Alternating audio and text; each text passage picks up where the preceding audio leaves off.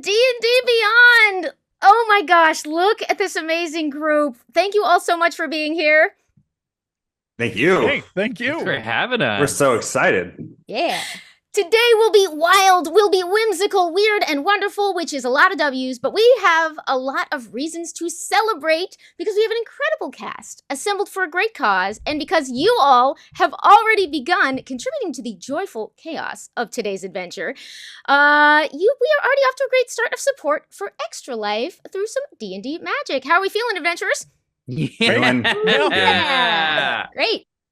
I am Amy Dallin from D&D Beyond, and before I introduce our party, I want to share a little about today's game. Today's stream is supporting Extra Life, a Children's Miracle Network Hospital's fundraising program. Every year, more than 50,000 gamers sign up, fundraise, recruit their team, and play games to change kids' health, to change the future.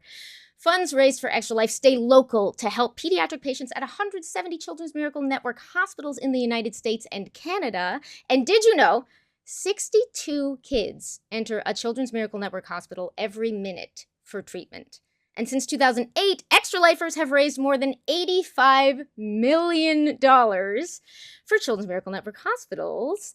We are so excited to add to that legacy today with your help and with some Dungeons and Dragons. You can donate via Tiltify at dndbeyond.link/extralifedch. And we have some amazing rewards in-game and out that we'll hear more about in a minute. But your donations today will be going to support Dayton Children's Hospital, and that is a perfect segue because as we introduce our table today, I'd love to start with our DM extraordinaire, Dayton Children's pediatric patient and Extra Life ambassador, Jay Miner. Hello. Thank you so much for joining us, Jay, and leading us into this adventure. Yes, I cannot wait. I am so excited to hopefully make these people cry a little bit. It's going to be awesome, I promise. The campaign, I put a lot of effort into it, and I hope you guys are going to enjoy it.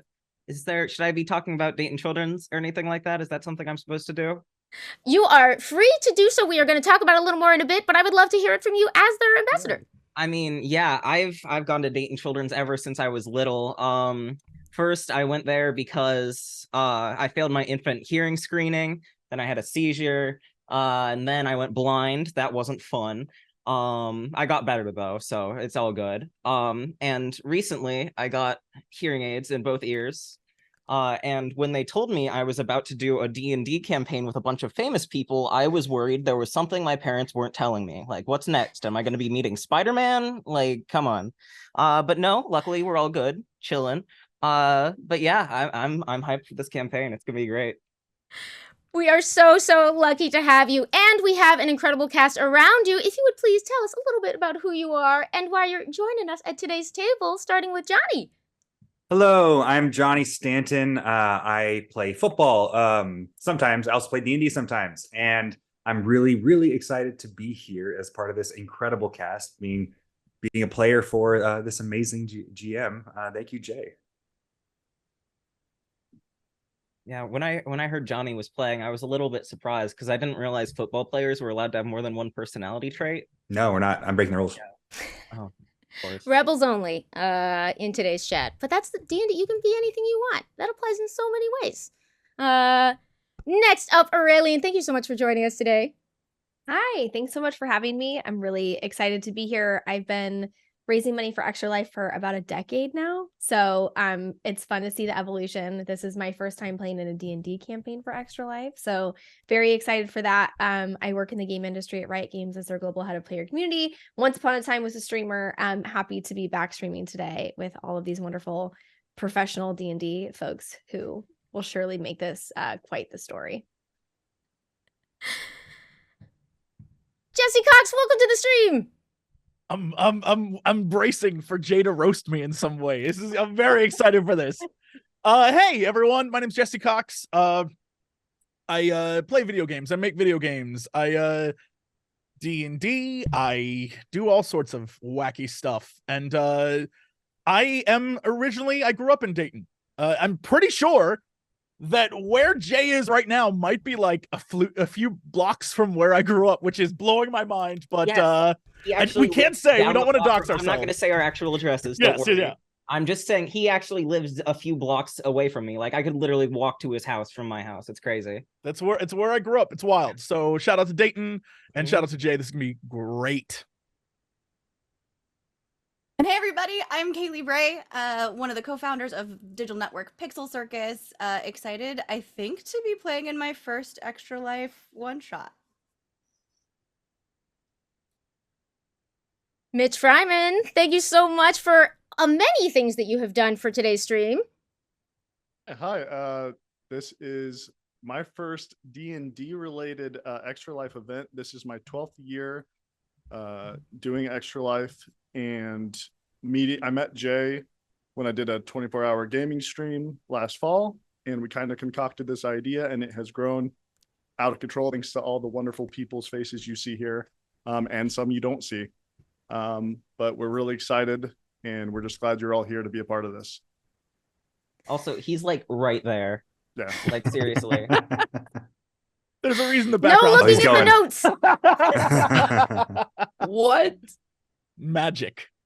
While we've blown Omar's mind, we will also make him introduce himself. Hi, everyone. As I recover from that incredible feat of magic, my name is Omar Najam.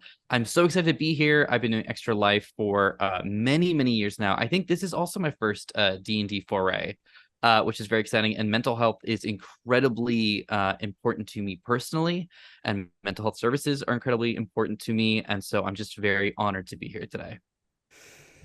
Thank you all so much for joining us. This is going to be an amazing table. And now, in addition to the donate link at dndbeyond.link/extralifedch, you are also a little later on going to get some more links in chat in the description, because our characters for today were partly shaped with your help. Your generous donations determined key choices for this bunch, so you're going to get a sneak peek there in a few minutes. And I want to remind you that whatever happens today, it's partly your fault. And thank you. But that's not all we have to offer today. First, Omar, could you tell us a little more about Dayton Children? Absolutely. Dayton Children's has almost 500,000 patient visits each year, and one important part of their mission is supporting mental health. More than 7,000 children and teens came to their main emergency and crisis center for mental health last year. They've just broken ground on a new mental health building that will allow them to greatly expand and strengthen their care programs, and all funds raised through Extra Life in Dayton support mental health at Dayton Children's. Supporting Dayton Children's is important so that families don't have to travel for world-class care and when something unexpected happens to their child. Which is the best reason, of course, to support today's stream and Extra Life. But a close second is to help us reach some of these goals and unlocks. Kailey, would you tell us a little about our rewards today? Absolutely. Y'all can contribute to the chaos for an amazing cause a couple of ways. We've got some in-game influences if you'd like to donate to give advantage to a player, please. Or disadvantage to the... I don't know, can we just give disadvantage to the DM? I don't know what's happening here. I'm not in charge. You can add magic items or monsters to the game. When we hit $1,000, we'll get a short rest. When we hit 5,000, we roll on the wild magic table. I'm just realizing how much in trouble we are. Oh gosh. At 7,500, we'll pull from the deck of many, and at 10K, we can get one use of a wish spell. There are also several reward packages donated by the fabulous folks at Critical Role and Wizards of the Coast, so you can enter to win some of those very cool things, and all of the details for all of these things are at our Tiltify link, which I believe is going to be scrolling through in chat very soon. Thank you. I am very excited and potentially responsible for this decision that every single one of y'all will get a wish if we get to that level. Just saying, we'll see what happens there. Now, the way your donations play out will be determined in the moment of the game. Occasionally, something will that is up to our DM, as always, to see the way in which it plays out. But we appreciate every single person adding to the joy and chaos here. And in addition to the donation rewards for our Twitch audience, we will also celebrate in our usual manner with a few D&D Beyond unlock giveaways. So look out for instructions from our amazing mods on entering those, and make sure you're watching if we see some natural 20s. Okay, this is an amazing cause, this is an incredible table, and that means I am the most eager to go ahead and see some D&D, please. So if we're ready, I will duck on out of here and hand things off to our Dungeon Master. Awesome. Thank you Yeah. very much. I am incredibly excited. First off, I'm just going to give a little bit of background about the world that you guys are in, because obviously you don't know very much about it. So basically, for the past 200 years, there have been stories of a beholder building a lair up in the mountains above the nearby kingdom. Recently, like in the last 20 years or so, the king has been sending shipments of gold and jewels and stuff and caravans up the mountain. Obviously, some people try and follow them, either to see where they lead or to try and steal some of the items for themselves. But they never come back, ever. And I mean, if one does, then they'll be completely insane. Like, they believe that giant ants are there to steal all of their potatoes, kind of insane. So for the last few months, basically, people have been reported missing at a rate unseen in the kingdom thus far. Nobody has any idea why. And you kind of ignored the rumors until someone very close to you was stolen. So now you are heading up the mountain to see if the beholder is at fault for it. The beholder's lair is at the very top of the mountain with a cave that's carved like a beast's mouth, with stalactites and stalagmites the size of people carved with incomprehensible pictographs of things that never could be and never could have been. The cavern itself is massive and filled with a warm, damp fog that eternally clashes at the entrance with the frigid, whistling winds outside. The cave's walls narrow to a smooth, square pit nearly 20 feet across with no end in sight. Nobody knows what lies beyond the cavernous hole at the back of the stone beast's jaws, as even the most deranged would-be thief has never braved the plunge. Let's see if these brave adventurers will be able to get their friends back and perhaps undo the effects of the monster along the way. Yeah. So, let's see. To start off, we have a certain druid climbing up the mountain. She is walking past what should be trees, it seems like, but are instead massive candles with flames at the very tip.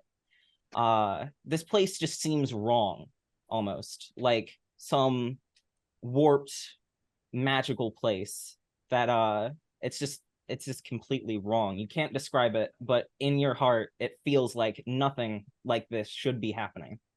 And why don't you introduce yourself and tell us who you're here to rescue? Yeah, my name is Kaitana Nimue, or you could just call me Hana for short. I'm here to rescue a friend of mine. This fellow adventurer stumbled upon some danger in the woods. There was a massive storm that came by, and I gave them shelter for a period of days as the rains and the storm passed by. And over that time, we formed a very strong friendship. It is unlike this person to go lengthy amounts of time without talking. And the last period of communication was that they were heading this way. And so I knew there was something dangerous that was going on, and I knew that something just didn't seem right. And I'm here to make sure that my friend and fellow adventurer is safe. And as you reach the peak of the cliff, you see in front of you what looks like a massive, almost minotaur, except it's completely made out of chocolate, and you have no idea why. It's insane. But then, as it steps forward, you realize that he's not made out of chocolate. He's just completely covered in it. Obviously, the candles aren't the only weird thing happening on this mountain. Why don't you introduce yourself? So I'm Crush Thunderhoof, and basically I've been a farmer until we were raided, and I was left the only one alive. And so you see burn marks on half of my face and half of my arm. I'm wearing just kind of like a cool vest, maybe Matt Mercer style, and then kind of like some jorts. And I'm also wearing a cowboy hat with two horns protruding. And I also have a hat kind of floating in front of me that's pointing towards the cave, because I was at the market and someone in a rush bumped into me and their hat fell off. Now, being someone that loves my hat, I know this person wants their hat back. So I went to a magical person and had them do some hoodoo on it. And now I am following this hat back to the owner of the hat. All right. And the two of you, as you converge atop the cliff and maybe begin to talk or something like that, you notice that over the edge, you see a massive shape rising up out of the fog and clouds. And as it grows bigger and bigger, you realize that there's a flame under it. It's a hot air balloon. And inside there is what seems like a giant person made out of goo. This is Junk, and Junk is just it's a plasmoid, so just a moving body of liquid. You would put together that he's staring out, but there's no particular like eyeballs to follow. There's no particular gaze. There is just sort of a Capri Sun 90s commercial character just looking out, and I've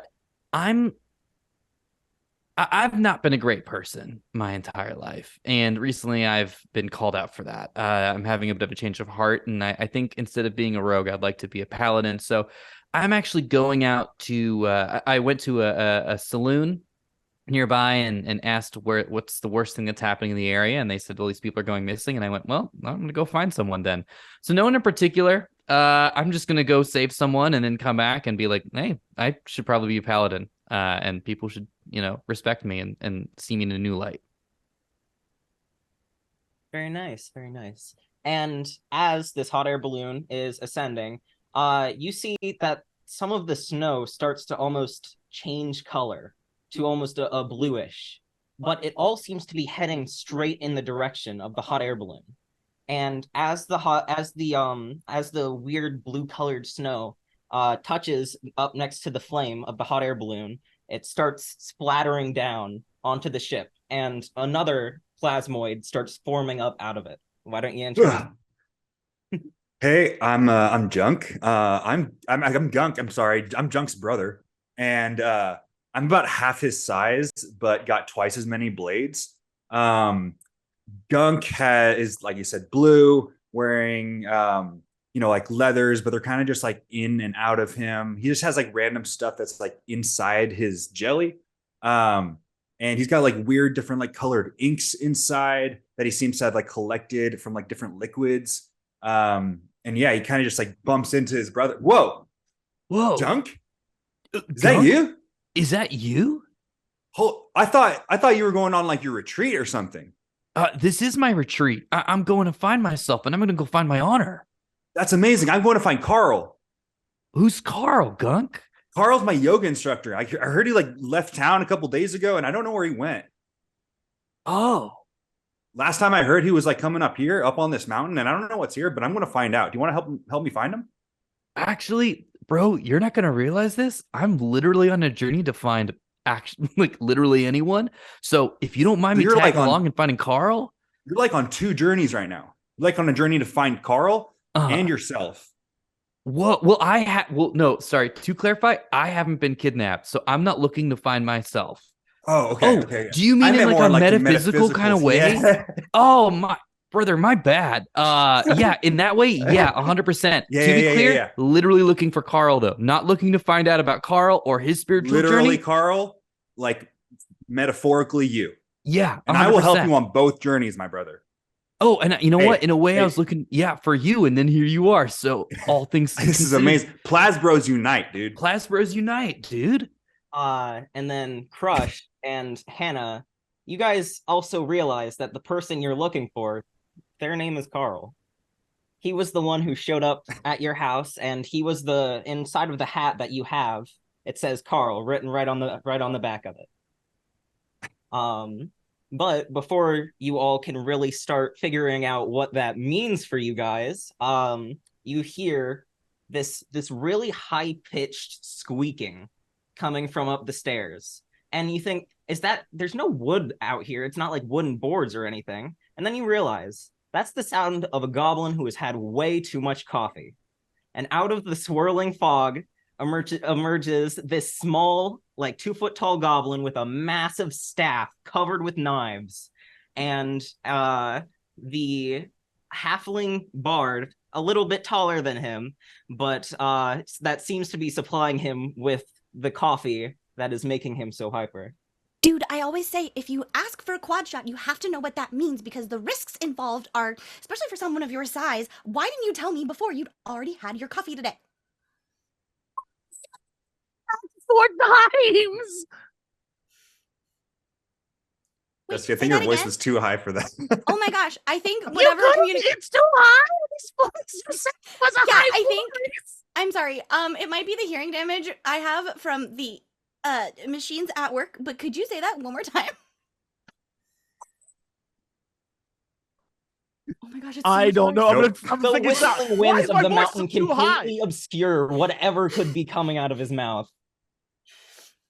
Here, hang on, 1 second. Let me just, and then I'll pour a little bit of decaf from the thermos at my this hip work? and hand it up. Yeah, okay, yeah, just slightly lower in pitch, maybe, or something. I don't know how your goblin anatomy works. Oh, okay. Does this work? It is certainly audible. I can't say much else. We had a joke. Oh, that dude sounds like he's reaching real deep into his baritone for that one. Yeah, this is very deep voiced for goblins, you know. Mm-hmm. Hello, friends. Oh, oh wow, there's so many people here. Hi. Wait, did we come from inside the cave, you said, Jay? No, you're coming up the same stairs. okay. You're coming up the stairs. Yeah. Oh, a hot air balloon. That was a good idea. We didn't think of that. We walked. That's why Junk's the smart brother. Oh, Well, Gunk's the complimentary brother, so it goes hand in hand. okay. Are is everybody also looking for Carl? You know Carl? Yeah, Yeah. Wait, we know Carl. who is Carl? Wait. What are you doing here then? I was told there was treasure. Carl is a treasure if you really think about it. Yeah, Wow. probably. And if honestly, if Carl's my favorite regular, and he said he was on his way up here to look for something that could be like pretty cool. Wait. Carl's told me you work at that coffee shop, right? Absolutely. And you see that Clover is wearing a name tag that is pinned onto a dull green leather apron. And that is like stained with coffee and all sorts of other like flavored syrups and such. As yes, I'm not sure if I've ever seen you before. Do you drink coffee? No, it runs At right all? through me. Yeah. Okay. Sure. It's bean water. Still just getting like every other word over there, little guy. He just needs some water. I think we should probably just. Yeah, speak from your chest, you know? Oh, okay. Wow, yeah, that came out real clear. Is this work? Kinda. Working better. Okay. I'll talk like this now. What's your name there, little guy? Okay, I'm so tough. I'm a tough goblin. From What's what- your name? Tough Goblin? Oh, my tough goblin name is Cheesy. All right. Of course All it right. That's is, right. yeah. I talk so deep. I'm so tough. Watch out, villains. When Hey you there, hit those lower notes, my body does ripple. Like Like T-Rex walking style in Jurassic Park. yeah. Something oncoming. Wow, Jeezel's really got an effect on me. Nice, hail and well met, my dude. Yeah, my dude. What is your other two names? You in with the horns, and the other one whose description I am blanking on for just 1 second. A lot of water. A lot of Just water. A lot of ethereal water vibes is what we're going for. My name is Hannah. Hi. Hail and well met. Hail and well met, brother. Hi. Hey, Howdy, y'all. My name's Crush Thunderhoof, and it sounds like you're all talking about some guy named Carl. I got this hat, fell right off his head, and well, it says Carl in it, so probably the same person. I don't know. It's pointing this way, though. I don't. That's his yoga hat. Well, there you go. Yoga hat it is, I guess. And His yoga hat? That's how you spell his name. I've been putting it on his cup wrong for years. Yeah, he's really particular about it, but he must like you if he hasn't mentioned anything. Wild. Yes. Inside of the hat is inscribed his name, Quarl, Carl. And as everyone is huddling around the hat, figuring out with shock and awe that his name is not in fact spelled with a C, you hear what sounds like a reverberating scream from deep inside of the cave. You can't really see too far inside because the entire thing is filled up with, thick fog. But what would you guys like to do? Did you hear that? Lean into the cave and Carl, I got your hat. You do that, and the sobbing stops for a second, and then you start to hear yelling almost. Oh, he's like mad. Muffled yelling, not like angry yelling, like almost cries for help. I've never heard Carl make a sound like that. Would any of you guys like to make a investigation, perception, any kind of check like that? Yeah. I'm just gonna run in. No investigation for me. Okay. I'm gonna follow right after.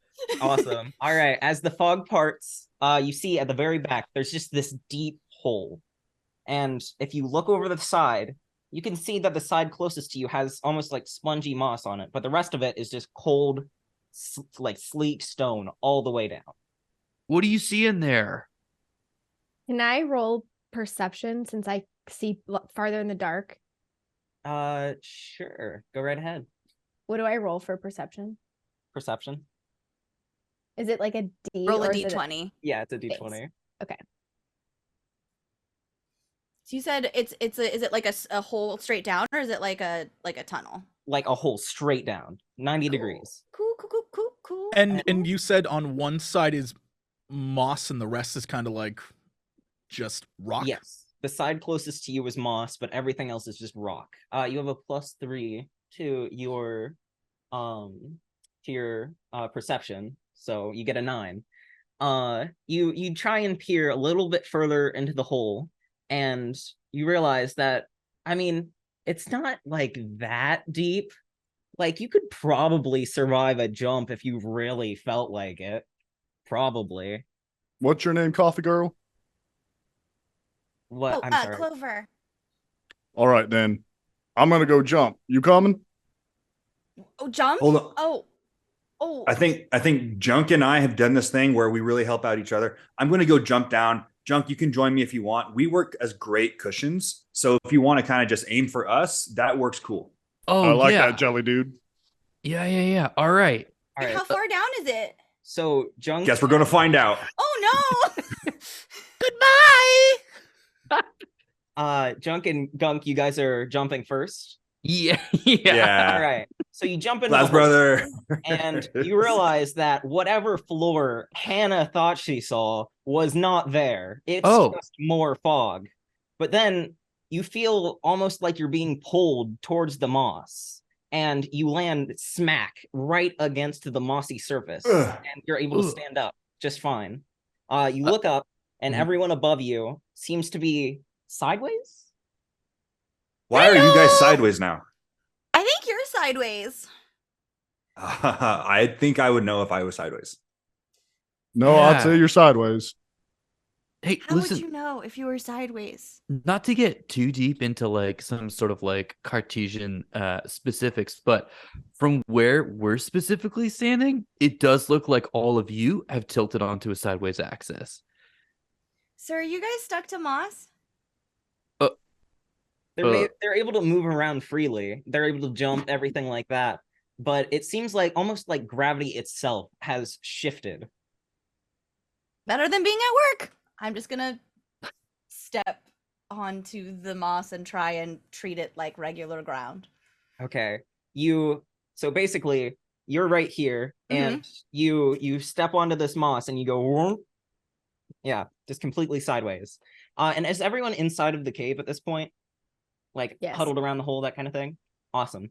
So behind you, you see some of the glyphs on the stalactites and stalagmites start to glow.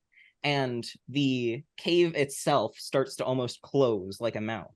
Whoa, careful me, amigo. Something's going on. And now the entire place is pitch black, except for the hole. There's some faint light coming out of what looks to be the very bottom of it. All right.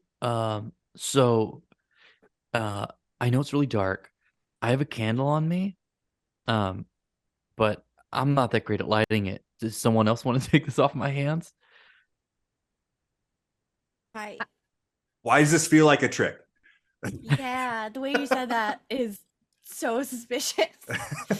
I'll take it. Yeah, I thought that might be the case. Wait, what are you gonna do to light a candle though, Bunny? Oh, I don't know. No, it's At all? here. No, I'll hand it off to you, Cheezel. I can't see you, so go ahead and keep making noise, bud. And I'm gonna go ahead and just try. Hello. All right, here we go. All right. Hello. Can I roll a perception check to see if I can use that sound to like pinpoint a location? I'm gonna try and reach around and pick up the first small person I feel. By the way, Oh, that's me. That is me. Phones. You're very wet, Cheezel. What? I am very squishy. Oh, that's not a goblin. Oh, hello.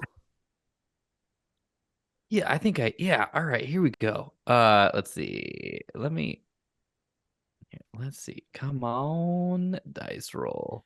Oh, very good. Oh, we love that. Oh, yeah. There you go. I'll swing my staff. So, and if it hits you, you're close to me. And I'll just wildly start swinging my staff. Oh, sharp. Oh yeah, there's knives. There's knives strapped to the end of my staff. So, Junk, you have no idea where this little goblin is. So you just have this candle like held out in front of you with your hands, and you're just kind of like feeling around. And you feel like air brush across like the front of your goo. And it slightly like taps the candle, and the candle just erupts into flame. Oh, whoa. All right. And I didn't know you knew magic, my brother. Neither did I. You're welcome. Oh, Cheezel. Hey, Good looks, Cheezel, bro. straight up, Cheezel, did you do that? Like, we really need to get the bot. Did you do Cheezel, that? you gotta be straight up with us right now. Straight up with us right now. Cheezel, big Weezer, very strong. I slowly turn to my brother. Yeah, I'm not sure what I'm just not sold happened at on the end this of that guy. interaction. I'm not sold on this guy. Yeah, Being all right. real. All right, everyone. Cheezel insists it's him, but candle literally just lit in my hands. You're welcome. Thank you, Cheezel. A pending thank you, Cheezel. Okay. Once more evidence is presented. So I got a candle. I guess we just keep on trucking further down the cave. We have a little bit extra caution. Do we still hear screaming? Oh yeah, it's been continuous this entire time. Cool. And it seems to be growing closer the longer you guys are taking to light this candle. Yeah, it makes sense. What kind of scream are we dealing with? Like what kind of scream? Like anguish, agony, help? that kind of thing. Like a single person, like Single or just like multiple agonies. Like single person, but it's very muffled. Okay. So I'm going to join the rest of the adventurers on down in the cave. So taking the same way that Clover took stepping on the moss, but I'm walking backwards to try to remember the symbols that are on the back of the stalagmites and stalactites because they're fading. So I'm going to walk like slowly at the back of the group, very at a distance, druid-like, but memorizing whatever those symbols are on the back of the cave as I walk towards them. All right. So you guys are all going further into the cave, and I assume the one with the candle is leading the way, right? Yeah, in a way, what I'm actually, if it's all right with you, Jay, I'm gonna pseudopod a bit. I can extrude a pseudopod that can go up to like 10 feet. And so I'm slowly, like, I'm putting on the air of being brave and being at the front, but really I'm just extending just like a long arm, like 10 feet in front of me. Real quick interjection. Currently, from the fundraising, we have 2 advantages for the DM, plus another 4 advantages for the DM that are advantage for DM rolls most sinister. What? 2 Great. advantage Good. rolls to Kailey. Oh. 1 to Omar. Okay. And then for someone at the table, a magic item, Belt of Strength, Hill Giant.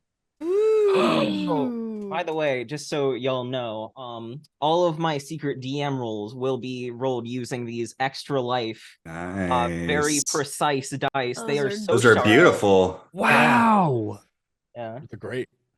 And then I'll say, before we go too far into the cave, Crush Thunderhoof is gonna use his labyrinthine recall to pinpoint which way is currently north. Oh, well done. Ooh. Wow. North is currently up. There it is. That's What? north. What? Jay, can we do we decide right now, or do we find this belt or something? Yes, I will. I'll give y'all that belt when you get into town. I promise. Gotcha. You all have not earned it. You haven't made You have 5 not feet earned of a belt distance. Yeah, no. Junk, I see that you're using your pseudopod, and I love that for you, brother. I'm going to transfer a little bit of my plasmosis into you, so you can make that pseudopod even longer. Okay, great. Brother, with our powers combined, we can get 20-foot range on this candle, getting as far from us as possible. Well done, my brother. All right. So as your candle continues to extend into the night, you start seeing what almost looks like scuttling a little bit in the distance where the scream heard that scuttle originating. And then bursting out of the darkness is this massive ant with what looks to be a human face holding a headless cadaver in its jaws, screaming and crying. Hello! She's not friend, my guy. Not a friend. What? What does the face look? Is the face? The Is it just like what is? The face is like a normal human person face with 2 like mandibles coming out of the sides.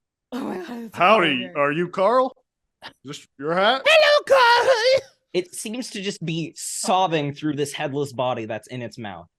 Would any of you guys that is like definitely not Carl. Would any of you guys like to make an investigation, perception, any of that kind of check? Yeah. Yeah. Sure. Yeah, I think. Okay, 14. Okay, investigation might be my. Oh, I got a 24. Can I use animal handling in some way to become its friend? I mean, you can most certainly try. I would love to. All right. Oh, nat 20. Nice. Oh my God. High rolls. All right. So, Crush, from here, like you're right towards the back of the group, but you can tell this thing that it has in its mouth is just a poorly made scarecrow. Like it doesn't even vaguely look like a person. Like it's all floppy. There's no bones, nothing like that. It's there. It's almost like it also has sticks dangling off of like the wrists and stuff like that. So you think it might be some sort of like puppet or something. Let's see. Hannah, you see it like flopping around in its mouth, and it almost looks like it's still alive. Like there's a living headless person just flopping around inside of this giant ant's mandibles. And Cheezel, you start running up towards it, and you jump on its back, and it just it ignores you and keeps running towards the rest of the party. Yay! Yeah. So who's the person who found that it's not a real person in there? Was that me? No, it's Crush. Mitch. Crush, gotcha. That thing looks like it's got a stuffy guy in its mouth. That ain't no human, tell you that much. Okay, so can we squish it? I'm down to squish it. Okay. No squish. Cecil hugs it. His friend. Okay. Okay, then make it stop running at us then. Oh, Otherwise hell I'm yeah. gonna squish it. If Cheesel's From underneath the stuffed thing, which you could easily tell now that you're so close to it, you could hear.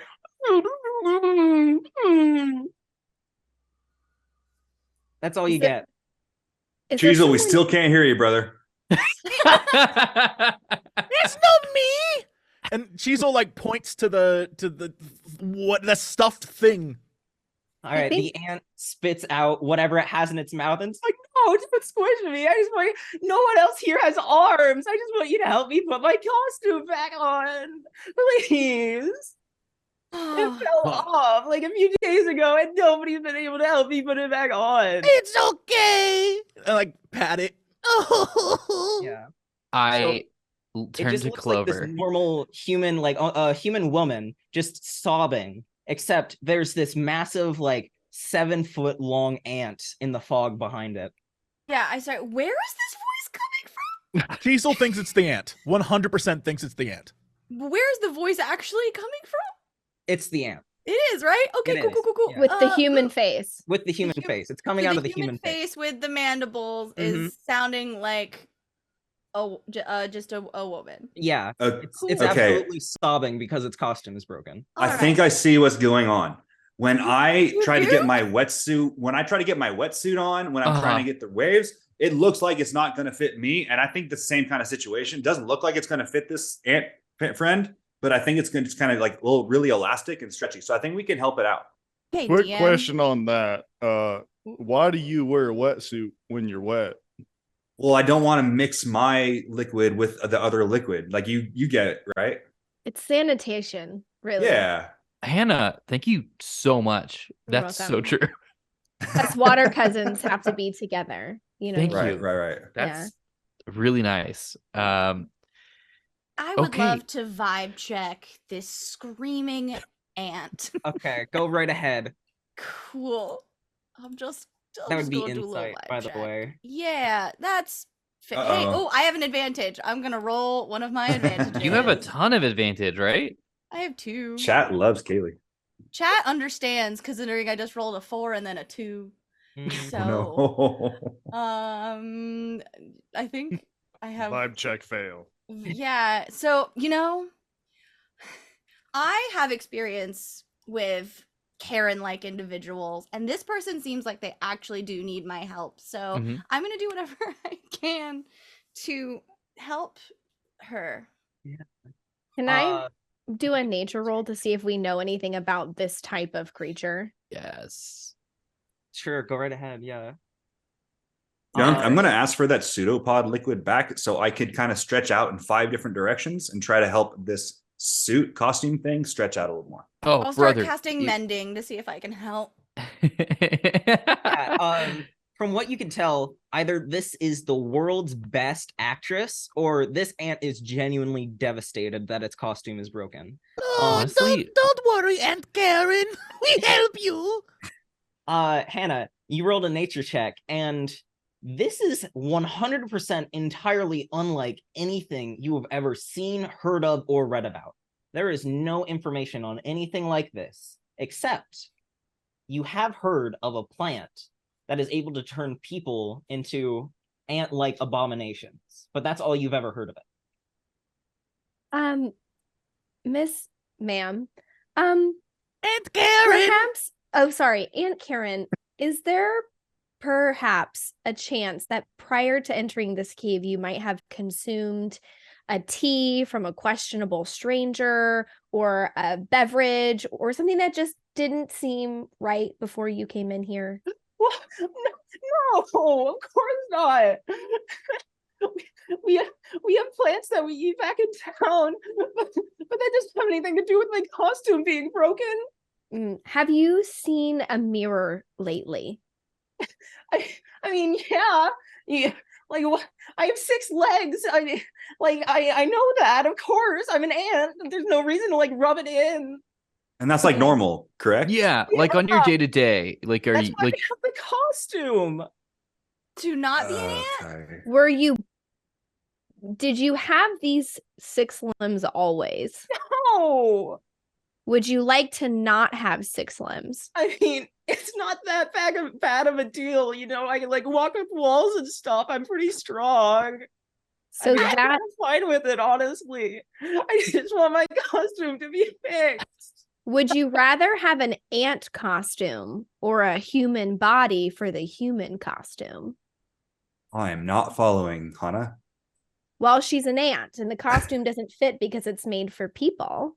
So we can either modify the costume to fit the ant body, or we can modify the ant body to fit the costume. But can't both be ant and costume like Chisel, Weezer, and Goblin?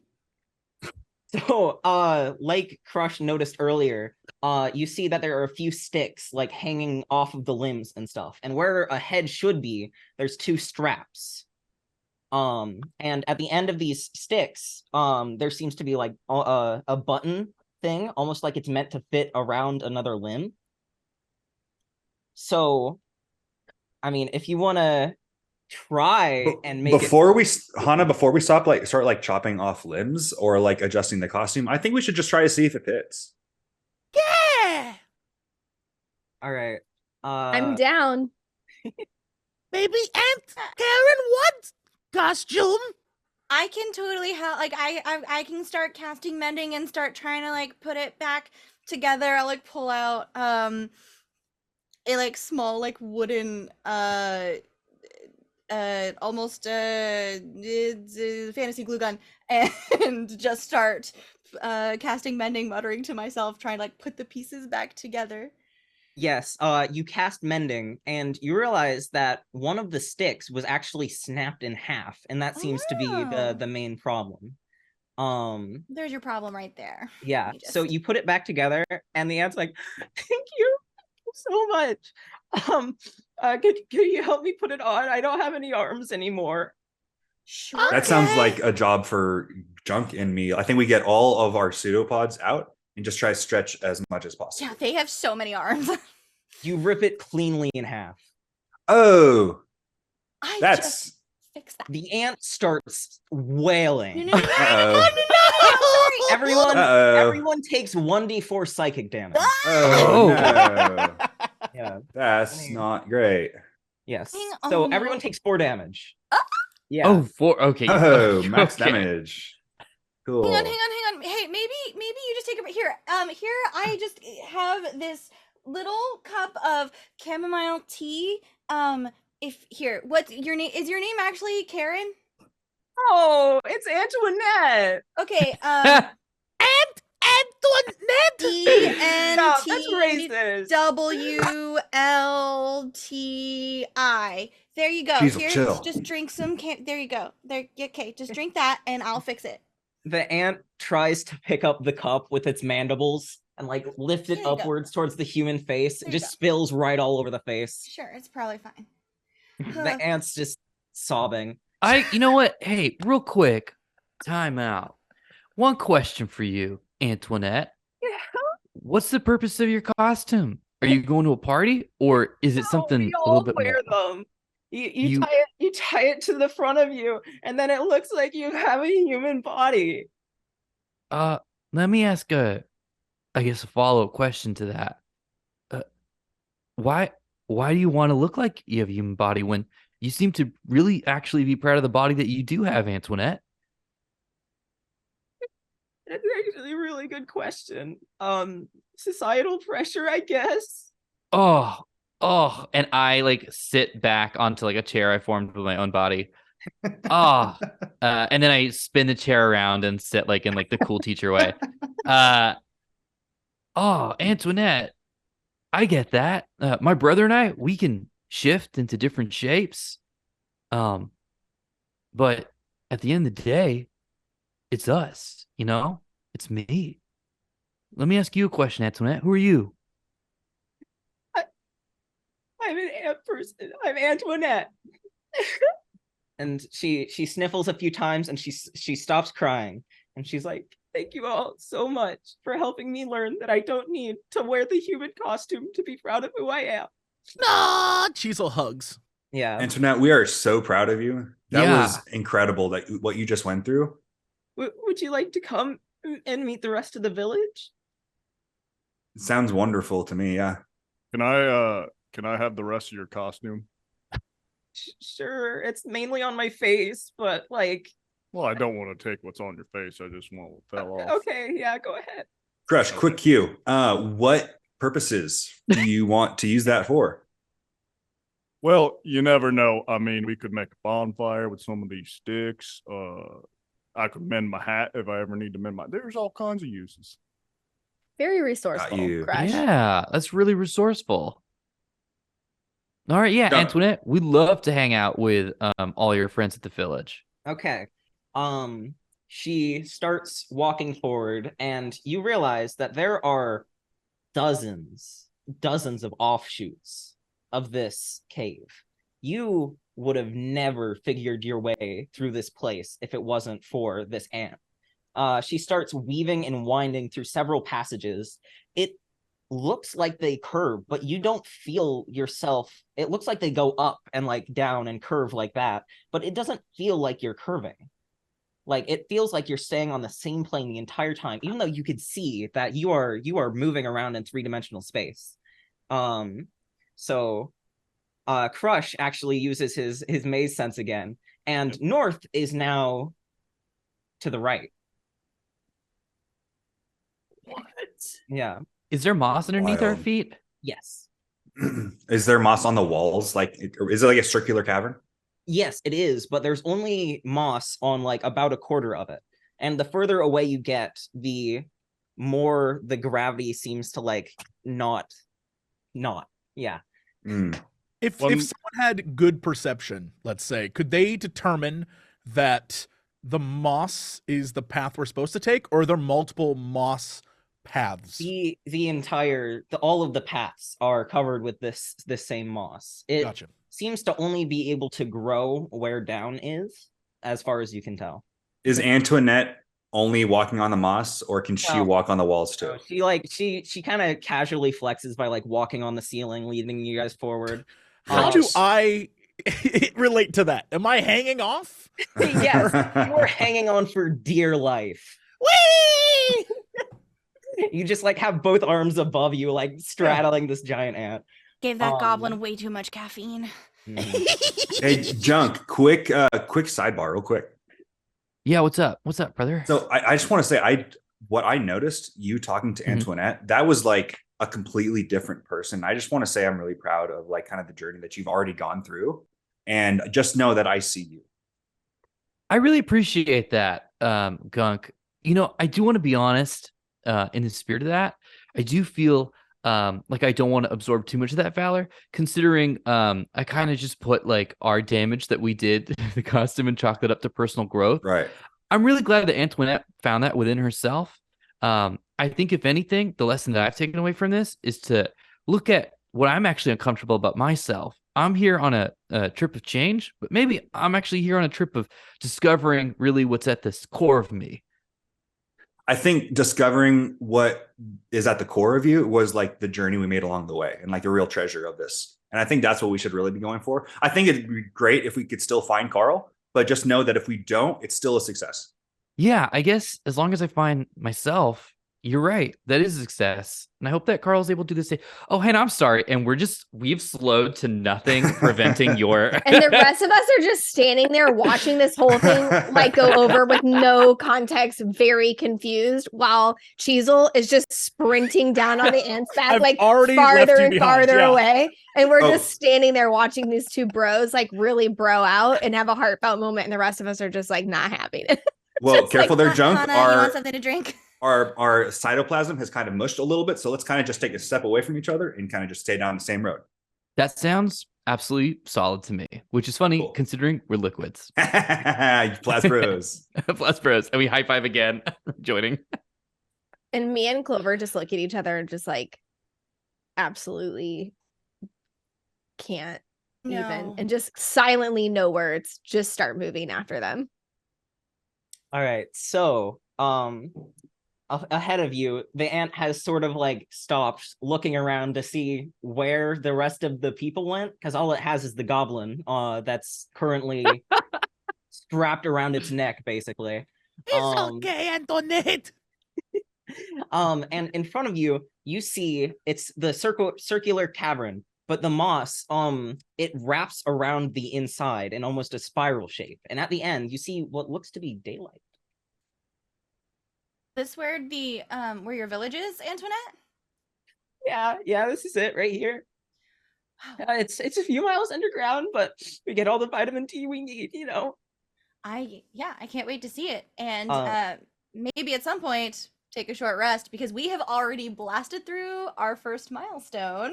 Oh, You've crushed that first $1,000 goal. Thank you. And we have a new monster coming into play. Oh. Bella Shira, very thematic to the provided lore and makes a lovely NPC. So potentially we might meet someone new in this village. Sorry, Jay. Cheezel also got advantage. Oh God. Good. Cheezo was born with advantage, I think. Clearly. I'm gonna Just lose had to my find voice their by the end of voice. this. Okay. So you all walk into what looks to be the main street of a normal town. There's a blue sky above you, green trees all around. You could see what looks to be a general store to the right of you, almost a hotel a little bit beyond that. And to the right, there's what says costume shop, but the sign on it says closed. I don't have arms anymore. Is the hat doing anything at this point? So the hat is pointing straight down the main road, like straight to the end of it. You can't see what's down there quite yet, but I mean, Antoinette's right there, just saying. Yeah, hey Antoinette, you haven't seen any other kind of stranger coming through here recently, maybe named Carl, looking like normally he wears a hat, but isn't currently, Well, no, but the mayor, he took a few statues back to his house. Statues? Do Yeah. you guys find statues a lot? I mean, only for the past few weeks. I mean, does this statue look like a really chill, like flexible coffee drinker? I mean, one of them probably did. I don't know. I was too busy crying about my costume to help carry them. Where would we find these statues? Well, the mayor's house is right at the end of the main road, but he's asleep right now, so you really shouldn't be going in there. That's perfect. Thanks. And I just start running straight. Okay. We're gonna go wake up the mayor. It's probably fine. Thanks, Antoinette. Or we're not going to Good wake luck. the mayor up and we're going in anyway. All right, you sprint straight to the back of the cavern, and you see it looks like the blue sky and the green fields continue beyond it. But if you put your hand up onto the wall, it's almost like it's a moving painting of outside. Like you could see the wind whistling through the trees, but there's nothing beyond where you are. And right in front of you, looming, is this massive golden door. It's an arched door, and it's probably about 10 feet tall. And I mean, you could try and jiggle the handle, but it's not going to open. So the door itself, the whole door is like solid gold? Or... Solid gold, yes. Cheezel walks up and starts hitting it with his staff, trying to chip off the gold. Wait. It's made of gold. You're being so loud. You're being so loud. You're being so loud. Loudly clanking at the door. You start to make a few dents in the gold because obviously gold's pretty soft. But then running up towards you is what looks to be a person. And then you go. Nope, there's a dog, which is advantage. Oh yeah. Oh, that's right. Forgot Sorry, about that. sorry. You Cat's been start hiding hitting it, the whole and time. running towards you is what looks to be a person, and then you realize it's another ant with this human costume in front of it. Have you ever seen those dogs that have those Halloween costumes? Yes. Mhm. They look like Yes. people. That's what these costumes are supposed to look like. And this ant is running up towards you and it's being like, no, what are you doing? You can't do this. It's asleep. You can't go in there. It is gold. Okay. Hi. We just met Antoinette. What's your name? Oh, my name is Anton. I run the general shop. And plus, there's no way you're going to be getting in there. I mean, it's way too heavy for you. Like, She still Yeah, keeps at up it. and down. We Does yep, not yep, yep. We were just knocking. Because we don't really know what time it is. I'm so sorry. But we think that maybe a friend of ours is a statue that is at the mayor's house, and we wanted to investigate. Sorry, we didn't realize that the early/late hour, as we are underground, and also the sun is shining. So It's while always this noon here. while this exchange is going Oh. on, I'm gonna turn to the bros and just very quietly be like, so I don't mean to be offensive. I don't really know the mechanics of what it means to be a plasmoid, but is there any way you can Oh, just you under 100% the get door? it. You 100% get it. Can you Yeah. just get in there and then let us in while the goblin and the ant and the bardista are distracted? First of all, Hannah, I really appreciate you sort Really of like appreciate checking it. like the cultural like perspective that you're coming from, Thank and you. it makes us feel seen. You're very Um, aware with those kinds of things. It's very Exactly. impressive. Like we're gonna have difficult conversations no matter what during our adventure, and so like the way that you approach this, really appreciate it. Two, yeah, I think we could squish down Yeah, to the I best of mean, our ability. under Junk, the do you want to door. do some Operation Slimy Boys? Oh my God, we haven't done Hannah. We haven't haven't done done it in Operation a Slimy minute. Boys in like at least like a couple months, and you're in for it. This is one of the best ones. Yeah, It's a Operation new Slimy Boys tone. is Great. I'm down. Okay, so while that exchange is going on, I'm doing my best to like talk loudly and be like, if it is early, like I have a selection of beverages maybe to help like smooth the way. I've got this. I could make a wait. latte. or Wait. Did you say that the statue was a person?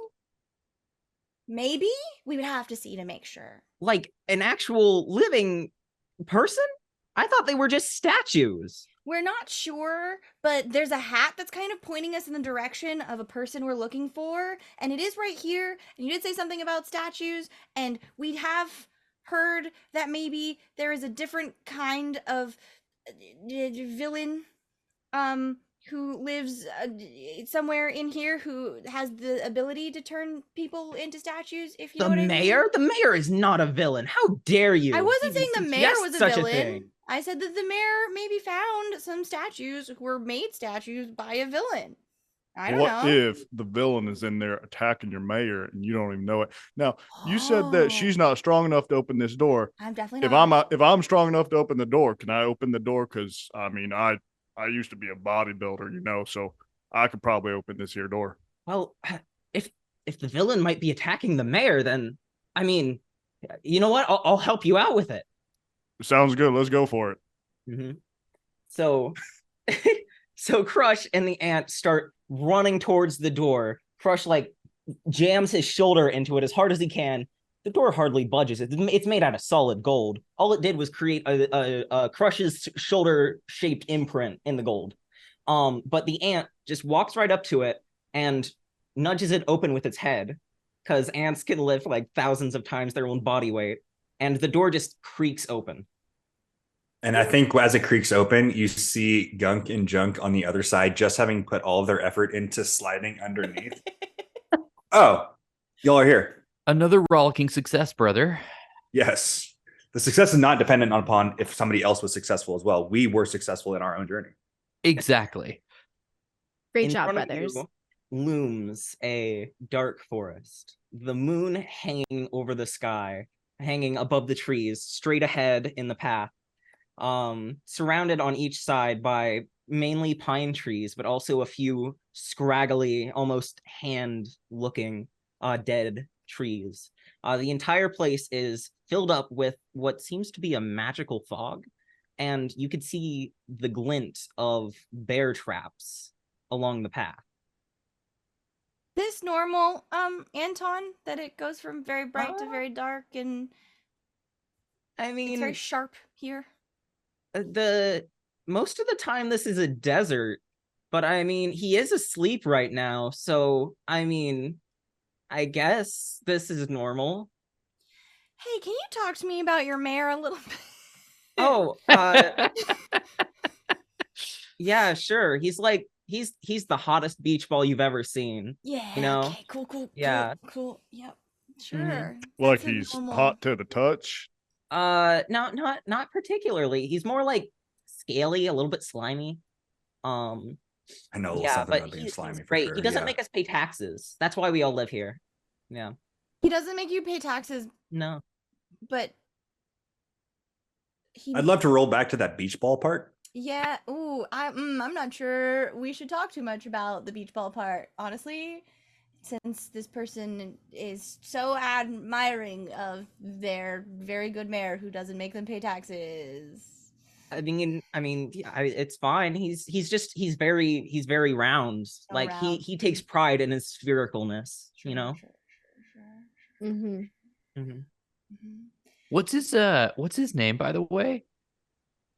That's a very good question. He just tells us to call him the mayor. Okay, so I guess a follow-up question, and like feel free to tell me if this is like prying a little bit too much. Was this mayor like municipally elected, or was it like I kind of assume the title mayor was like passed down from like figurehead to figurehead. Or did this gentleman just kind of like roll or maybe float into town and just say, I am the mayor, that's my name? Well, I mean, he made the town. Like without him, this place would just crumble, you know? Oh, okay. like- Well, first of all, glaring infrastructure problems. Second, very interesting. Founder of a town that exists solely because of the mayor's consciousness. All right. Noted. Brother, I wouldn't be too like harsh on the mayor right now. I mean, you gotta love his financial like priorities and stuff. Like no taxes seems pretty cool. Like there's probably no issues with that. Yeah.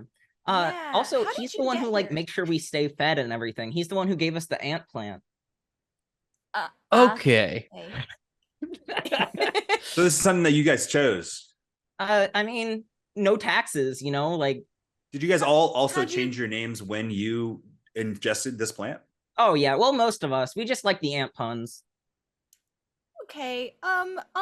So did you just like walk down from a different village from the mountain and come to hang out with the mayor, or like how did you get here and start eating the ant plant that he so kindly Well, provided to I you? mean, originally I was following a caravan to try and steal their gold. And then Okay. Mm. Yeah. then I was carrying gold. And then I was an ant. Do you know the term indentured servitude? Because this sounds very much I do. like a situation by which you are not really opting in and now you can't leave. And I Have actually, you guys tried to unionize? yeah, Hmm. I mean, there might be a situation by which you all can continue to not pay taxes, certainly, but also have your human bodies and rights and can leave when you would like to. And maybe eat food that doesn't make you turn into ants. Yeah. You don't want to. I mean, it's not that bad. Would you like to try some? no, I mean, No. it makes you stronger. I'm a little bit curious, but I'm gonna pass. Oh, okay. Can And I then look you at could it? you could see it had a like a flower pot kind of like sitting upon its back, and it sort of like shifts Oh. it out of view. Okay, well, I'll look at it though. Maybe I can figure out how to make it into Oh. like a tea or. Could I something. get a leaf from that plant? Oh, yeah, sure. It's free because we don't have to pay taxes or anything. There's no reason to make anything cost money. Crush Just is like curi- half klepto. Oh, okay. Just curious Like, if I were to ingest this leaf, I would become an ant. No. How does this plant work? Can I get the Well- whole plant then? I mean, it makes you stronger forever, but it turns one of your limbs into an ant limb. So how are you whole ant? We ate a lot of leaves. Like, And do you have to keep eating the leaves or do you have to refresh like over time? I mean, no, you just have to eat like a few of them. Like, I think Forever. I don't know. I had a salad and then I was an ant. I don't really know what to tell you. You should always stay away from salads. Number Yeah. one rule. Yeah, for sure. Crush gladly accepts the one leaf from Anton. Was there just no other food to eat, or? I mean, why would we want to eat anything else? It Then tastes salad? good. It's free. Sure. Okay. I have questions that might be offensive, so I'm just gonna sit down and Is have the a fog latte. still there while this is all happening, or has the time changed? Is it just like forever? The fog is still there, but it seems to be thinner the less you move. Can I follow me science? Okay, someone Bill Nye me here. Okay. Fog is water. Right. Sometimes. I can create or destroy water. So if I destroy water, I should theoretically be able to get rid of the fog so we can figure out where we're going. Yay Depends or on the type nay? of fog. Don't you get into this, Cheezel. Cheezel's still hitting the door, trying to get as much gold as possible. He's not paid attention to this conversation at all. Okay. How large is the area of effect? 30 of feet. 30, 30 feet.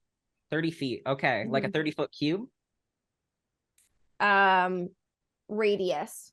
30-foot radius. 30-foot radius. I Pretty made good. that up. You'd have to stand in the center of it, right? Oh, a 30-foot radius around It you. is a 30-foot cube. Okay, You are 30 correct. foot It cube. says it. It's a 30. Yeah. Yes. Yeah. And at third level, it's 40 feet extended in a 30-foot cube. Oh, Okay, you So- wanna Cast destroy it? some of the fog? Yes, I casted it. Okay. You see deep inside of this moonlit forest, there are dozens upon dozens of bear traps littering the path. But since you destroyed the majority of the fog, even though it's sort of tried to rush in to fill the gaps, you could easily find your way through without having to like dodge them or anything. You can see where they are now. And also you notice a little bit of movement in the trees. Mhm. I ready my bow and arrow. Do All we right. know what we're shooting at? Not yet. What if it's Carl? Hey, Anton, do Do you not guys like shoot to Carl. climb in trees or?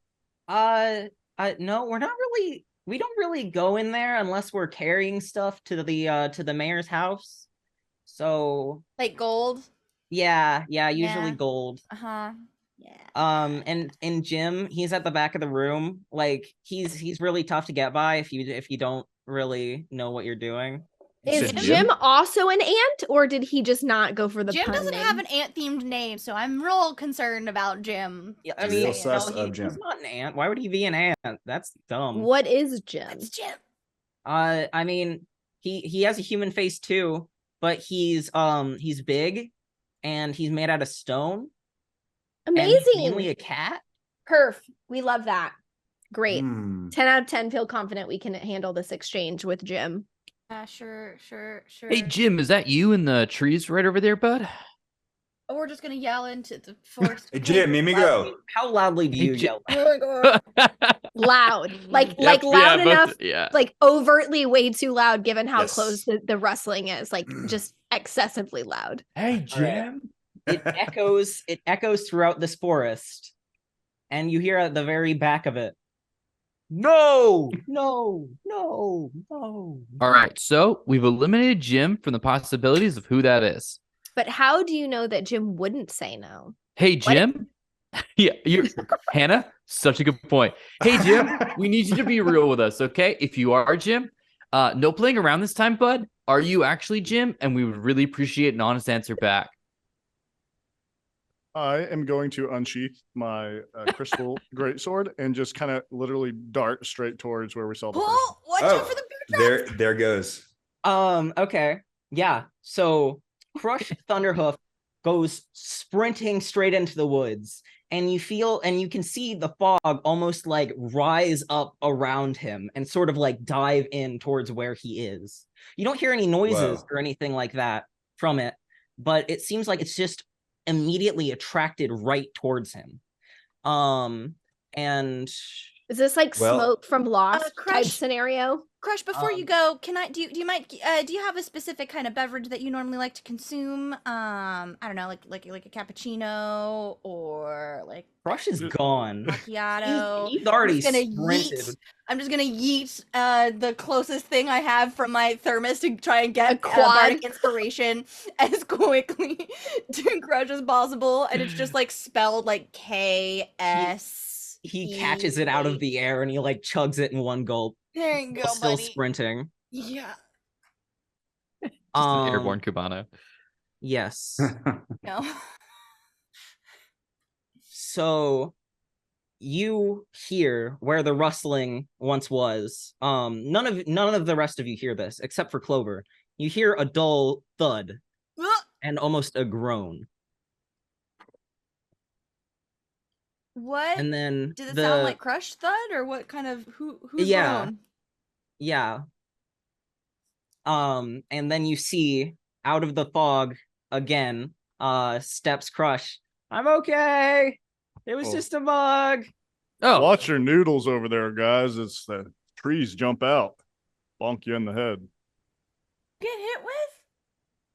I'd ran into the tree. I thought I saw it was just a bug, though. So I don't know what you guys were even looking at, but wasn't an ant, Anton. I swear, wasn't an ant. But yeah, I think we're good. What we've learned here is that we need to move swiftly but slowly through the fog. mhm. Yeah, Because it is swiftly, exactly. That's what I attracted was doing. to movement, rapid movement. So swift but slow. As Junk and my father always used to say, slow is smooth and smooth is fast. Yeah. Our dad used to say that was one of his 7 go-to sayings. And we will tell you the other 6 throughout the rest of this adventure. As they are earned. Crush, real quick, bud. You said you ran Yeah. into a tree and it was nothing. Yeah. Like we yelled out and like a voice did yell back. Did this seem like the kind of bug that could yell back? Well, I don't think that came from this bug. No, I think that was further down Yeah, that that was way. way further down the cavern. That's why it echoed so much. We should probably investigate that voice, right? Yeah, I think so. But are we gonna get Cheezel stop hitting that door over there? I mean, he's been going at it for about 20 minutes, I think. I think he's okay. Okay, Give I'm him still something back to there. do. Hey, I haven't made a Gunk, single real dent. I'm just kind of. Finally Junk- getting Junk- the energy out from all that coffee. I Cheezel. don't know if you guys Cheezel. know this, Hey, Gunk and Junk. You guys got stuff in you. Maybe you got like a belt or something. You got like you talking about this thing? And I pulled out a giant belt that is way bigger than I am. I just hold it up with 3 pseudopods. that's Whoa. a pretty nice belt. That looks like it might fit me pretty good. I don't know. It looks like it could fit Cheezel too. Well, we probably could make that work. Cheezel, do you want a belt? And also, piercing- Clover, are you possibly just handing out these drinks like to everybody, or is it kind of just like Yeah, do you want one? like need based? I would love like an iced matcha lemonade if you have that. Sure, absolutely. Just give me 1 second. Pulling things out of like a bag of holding in a thermos, just shaking stuff up. Yes, Cheezel, would you like this belt? Yeah, Cheezel peers from behind the door, like, he's gold. I see bits of silver on here. No gold, unfortunately. Good enough. And he sort of wanders in and joins you, his hands out, waiting to take this belt from you. How big is this belt? It's bigger than Gunk is for sure. Second, I guess, yeah, Cheezel will wrap it around him like a full suit of armor, sort of like tied off. Sort of like yeah. Great. This belt changes my strength score to 21. Sounds great for a wizard. So good for a wizard. Sorry, so Mitch. good. And Junk, do you mind if I just reach in? Yeah, no, please go ahead. All right. Thank you for asking for permission. Really do appreciate like appreciate that. A heads Yeah. up and checking in real quick about that. Not a problem at all. Now, did you already have this little bell, or do you recognize this thing? You No. see, it's a little almost like chime with a striker, and it looks like it's on its last legs, but it definitely still has some uses left. No, I'll be completely honest with you. I think that must have, I don't know. I must have picked it up on the way in. All right, and can I have this? Are we giving this one to Cheezel as well? Cheezel Hey- take. It's not gold, Cheezel. Oh, Cheezel, no one. Okay. Crush, that's yours. You can add it to the costume and to the leaf, whatever other trinkets we find along the way.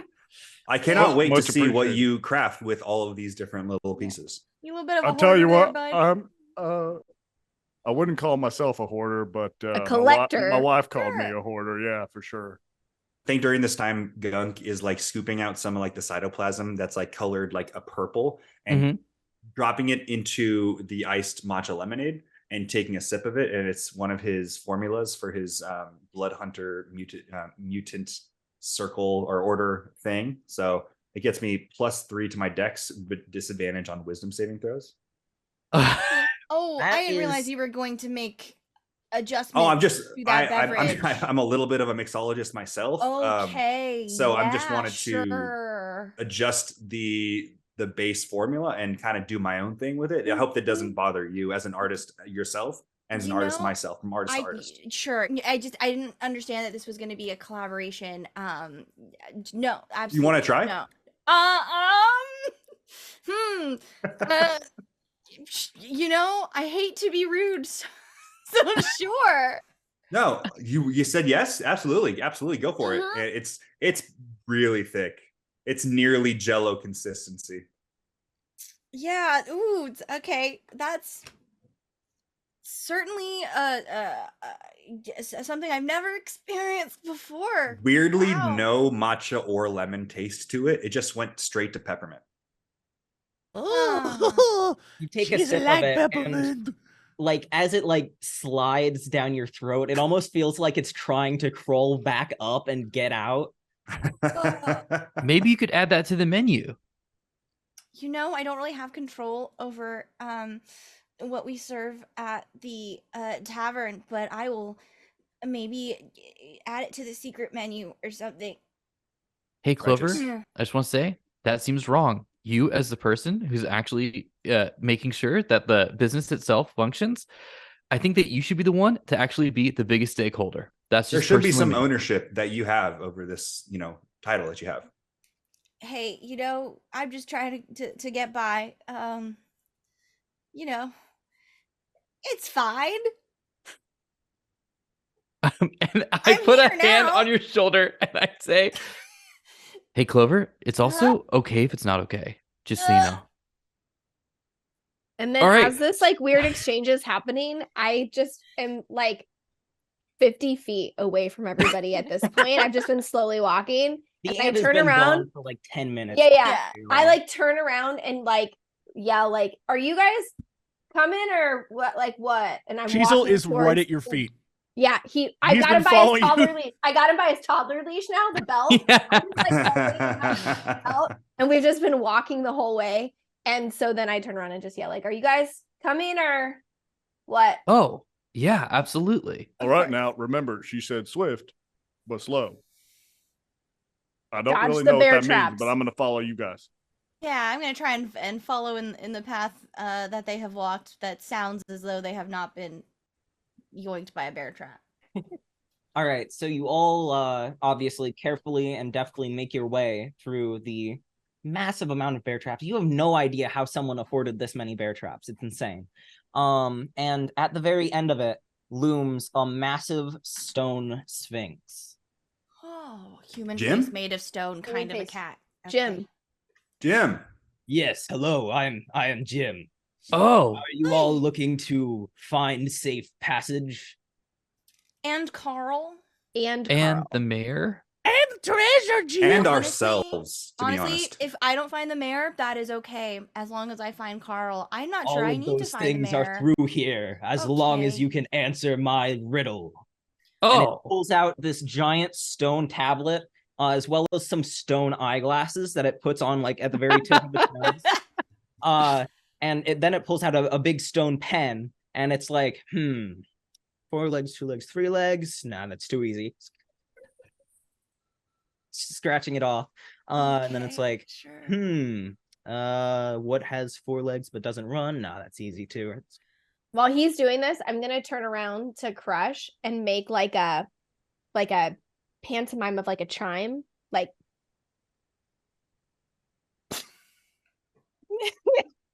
And then the Sphinx looks up and he's like, you know what? I have a different challenge for you. If you can come up with a riddle that I can't solve, I'll let you through. All right, Jim, give us 1 sec. We're gonna huddle real quick and come up with one for you, bud. Jim, I have riddle. All right, well, Cheezel going rogue again. Ahem. What kind of ship is more valuable than a ship made of diamonds or gold? I'm just going to repeat that for you. There you go. What? Relationship? No. You got Friend? it wrong. You didn't solve it. Does that mean we win? yeah, got Jim, it wrong, it's true. how many guesses do you get on the riddle? Yeah, we One should have guess. probably figured out the terms before we just started yelling out riddles. But hey, Okay, then what's the answer? Friendship. That. You said two. That was two. Friendship. He did get you there. He If did. we're He being said completely honest. relationship, and he said friendship. It is different. All right, we're gonna be rolling something real quick. Hey, Oh, Jim, that's right. just, We you roll know, dice in this game. some Cheezel, relationships, drink this. some relationships. I hate to say it, but definitely worth less than a ship made of diamond or gold. Those were the two ships that you mentioned, Cheezel? That's exactly what he Yes. says. He's like, actually, I'm asexual, so aromantic too. I don't like that kind of ship. I'd prefer the ship of diamonds and gold. Therefore, it's less valuable. But friendship. True, I guess I don't like friends technically- either. Why do you think I'm at the back of a dark You cavern? don't want to be my friend. You know what? I guess actually evaluating the value of something is actually completely up to you, bud. So A little yeah, bit, yeah. bet. I value you. I don't value you, small man. I don't value you. We do take okay, umbrage Cheezel. with It's that, okay, just so it's you okay. know. You're so mean to me. That's so We just mean. like are hugging Cheezel. Yeah. It's okay. We Okay. love you, Cheezel. Okay. Okay. 21 Like- strength don't protect me from pain. No. Crush has finally put together what was being mined at him, and he grabs out the little metal thing he found and the hitter and hits them together, Ding. and then looks and The Sphinx is like, what is that supposed to do? And then he looks down at his stomach, and he's like, he looks back at you guys, and he's like, there wasn't a hole there before, was there? And you see it just leads straight into whatever passage was supposed to be behind him. All right, Oh. giddy up. So while Cheezel is crying, I just like he's just still wailing, and I'm just holding him by his giant belt, and we just like walk through the entrance. Sphinx. It's okay, Cheezel. We're gonna leave him behind, bud. I want to pause by Jim really quick as we're passing through and just say, hey, bud, love the Arrow Ace representation. I will say, even if you devalue friendship that much, I've been going over this riddle that Cheezel offered up in my head, and I'm now realizing a boat made of diamond and a boat made of gold serve very little utilitarian purpose. They're only there for stylistic reasons or to hoard wealth. So even if you really do devalue friendship, a boat that sinks, it ain't that much, man. Maybe something to think about. And I walk through your stomach. Oh yeah. All right, so you walk through these layers of carved sandstone that made up this Sphinx. Obviously, he's still like completely fine. Like he's made out of stone. He'll be okay. He just needs a short rest, you know. And at the very end of the cavern, you see, or at the very end of this tunnel, you see gold spilling out of a massive cavern, basically. No, Cheezel, no. I Thank struggle God to we get have away the from. we have the toddler leash still. He's a 21 strength. Can I roll? Can we roll for that? Can I get away? Rips out of my hand, and he just goes like goblin sprinting down the path. Like, Nope, we're like never mind. Larcy. I may not. Oh no, that's a 6. Okay, well, May not actually. And This is actually a good place to take a short rest, I think, both in real life and in game. We'll see what happens when Cheezel makes a very bad mistake next time. Probably gonna be And fine. yeah, just a few minutes. Cool. Awesome. We'll see y'all in a bit. See you soon. Don't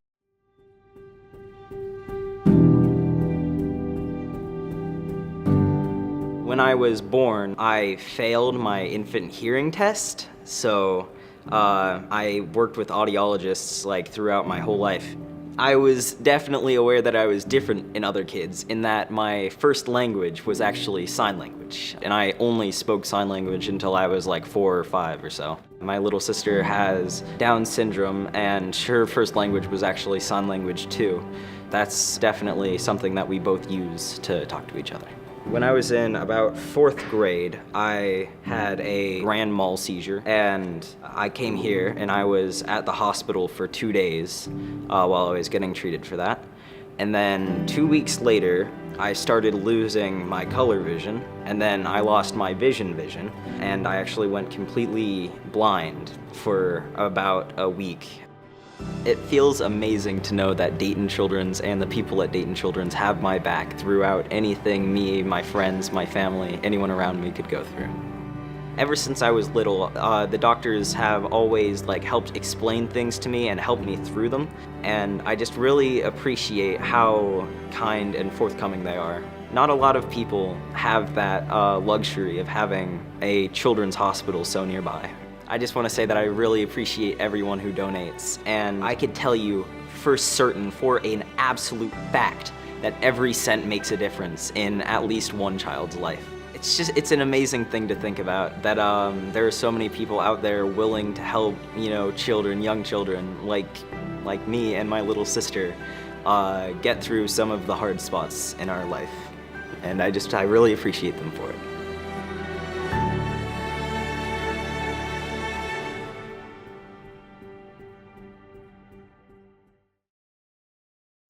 So my why to help kids' health at KU Pediatrics is because of my cousin Teague.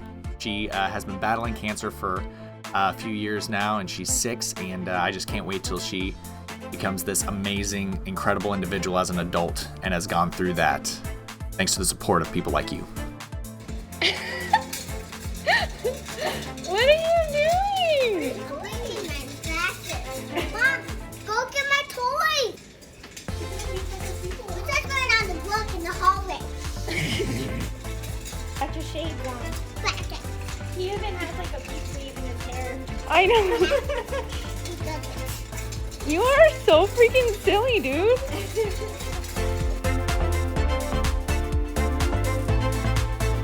To the Extra Life community, thank you so much for helping kids like me treated at the IWK Health Center and TMN hospitals.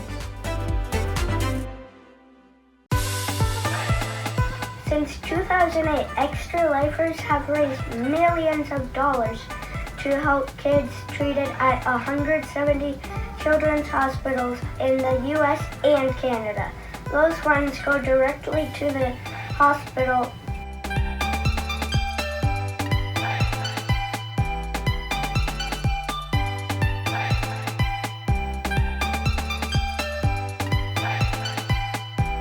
This is my 7th year, so about 7 years ago, he was like, "Oh, you should do this. The good cause, play games for 24 hours," and that's pretty much like the first time I ever streamed my entire life, and I was only doing it for Extra Life. But also, I've gone to Seattle Children's Hospital when I was in high school. When I did Extra Life, I chose to support Seattle Children's because of how great they are. They're really good for the kids.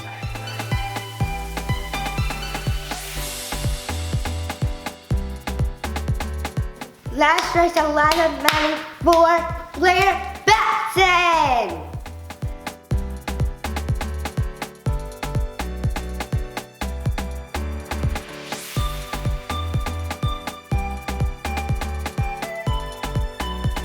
My favorite part of my children's hospital is the amazing staff that work there.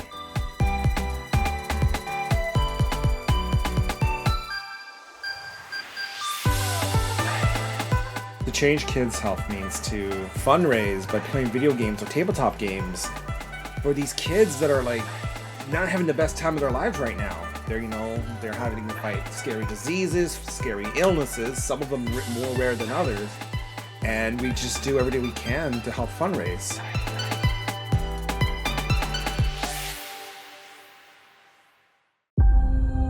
What is it that makes a place special? That makes it stand out from all the rest? That inspires awe and wonder? From the big encounters to the little ones?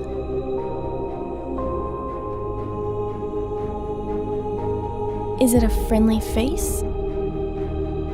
An unexpected visitor? A little touch of magical strength?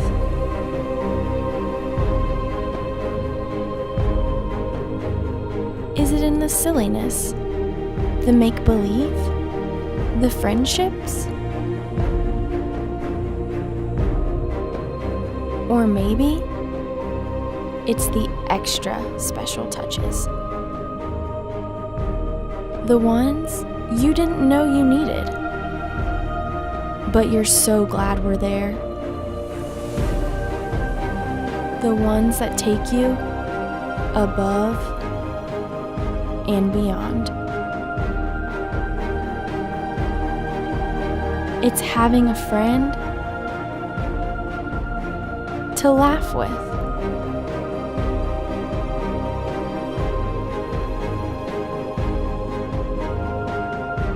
To eat ice cream with. To sing with.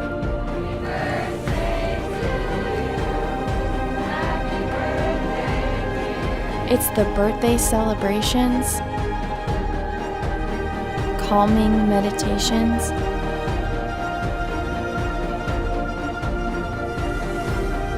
and having someone to wish you good night.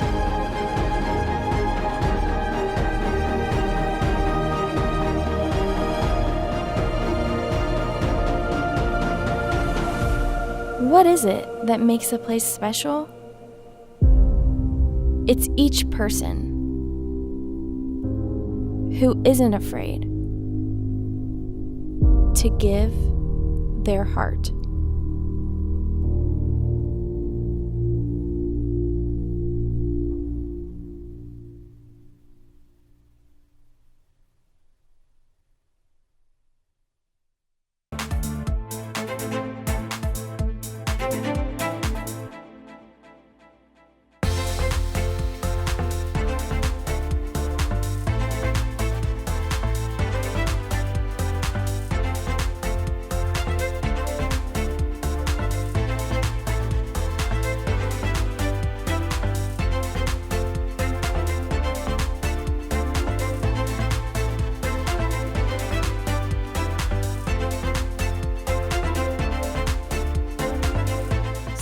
Kids like me enter a CMN hospital every minute. Hello, welcome back to this charity one-shot brought to you by Extra Life, benefiting Dayton Children's Hospital. So far, we have raised $1,975, which is incredible. Thank you so much for everybody who's donated. Just as a reminder, since we did get to $1,000, we were able to get a short rest, which I don't know when we're going to take advantage of that because it feels like we're going straight ahead with this adventure.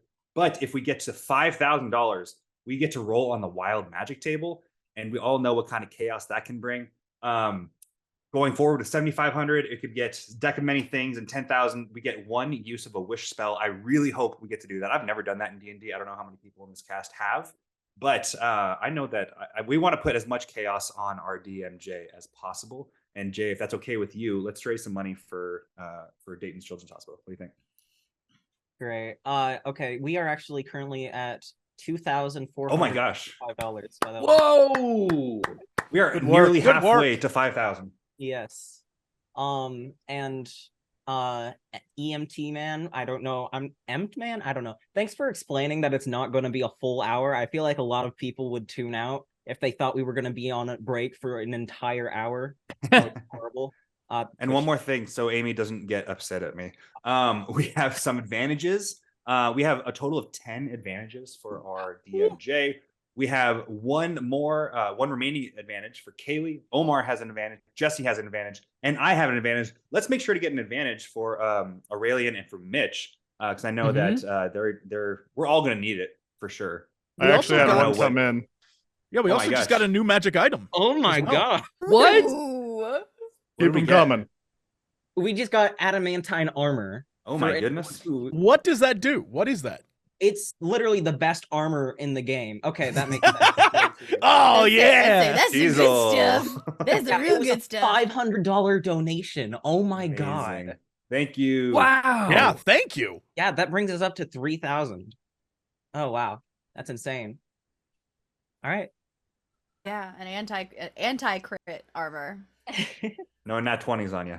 Oh, so it does it give you any stat buffs, or is it just crits become normal? Right. That's the last one. I think it also gives you a few stat buffs. It also like acts like armor. Yeah, it is.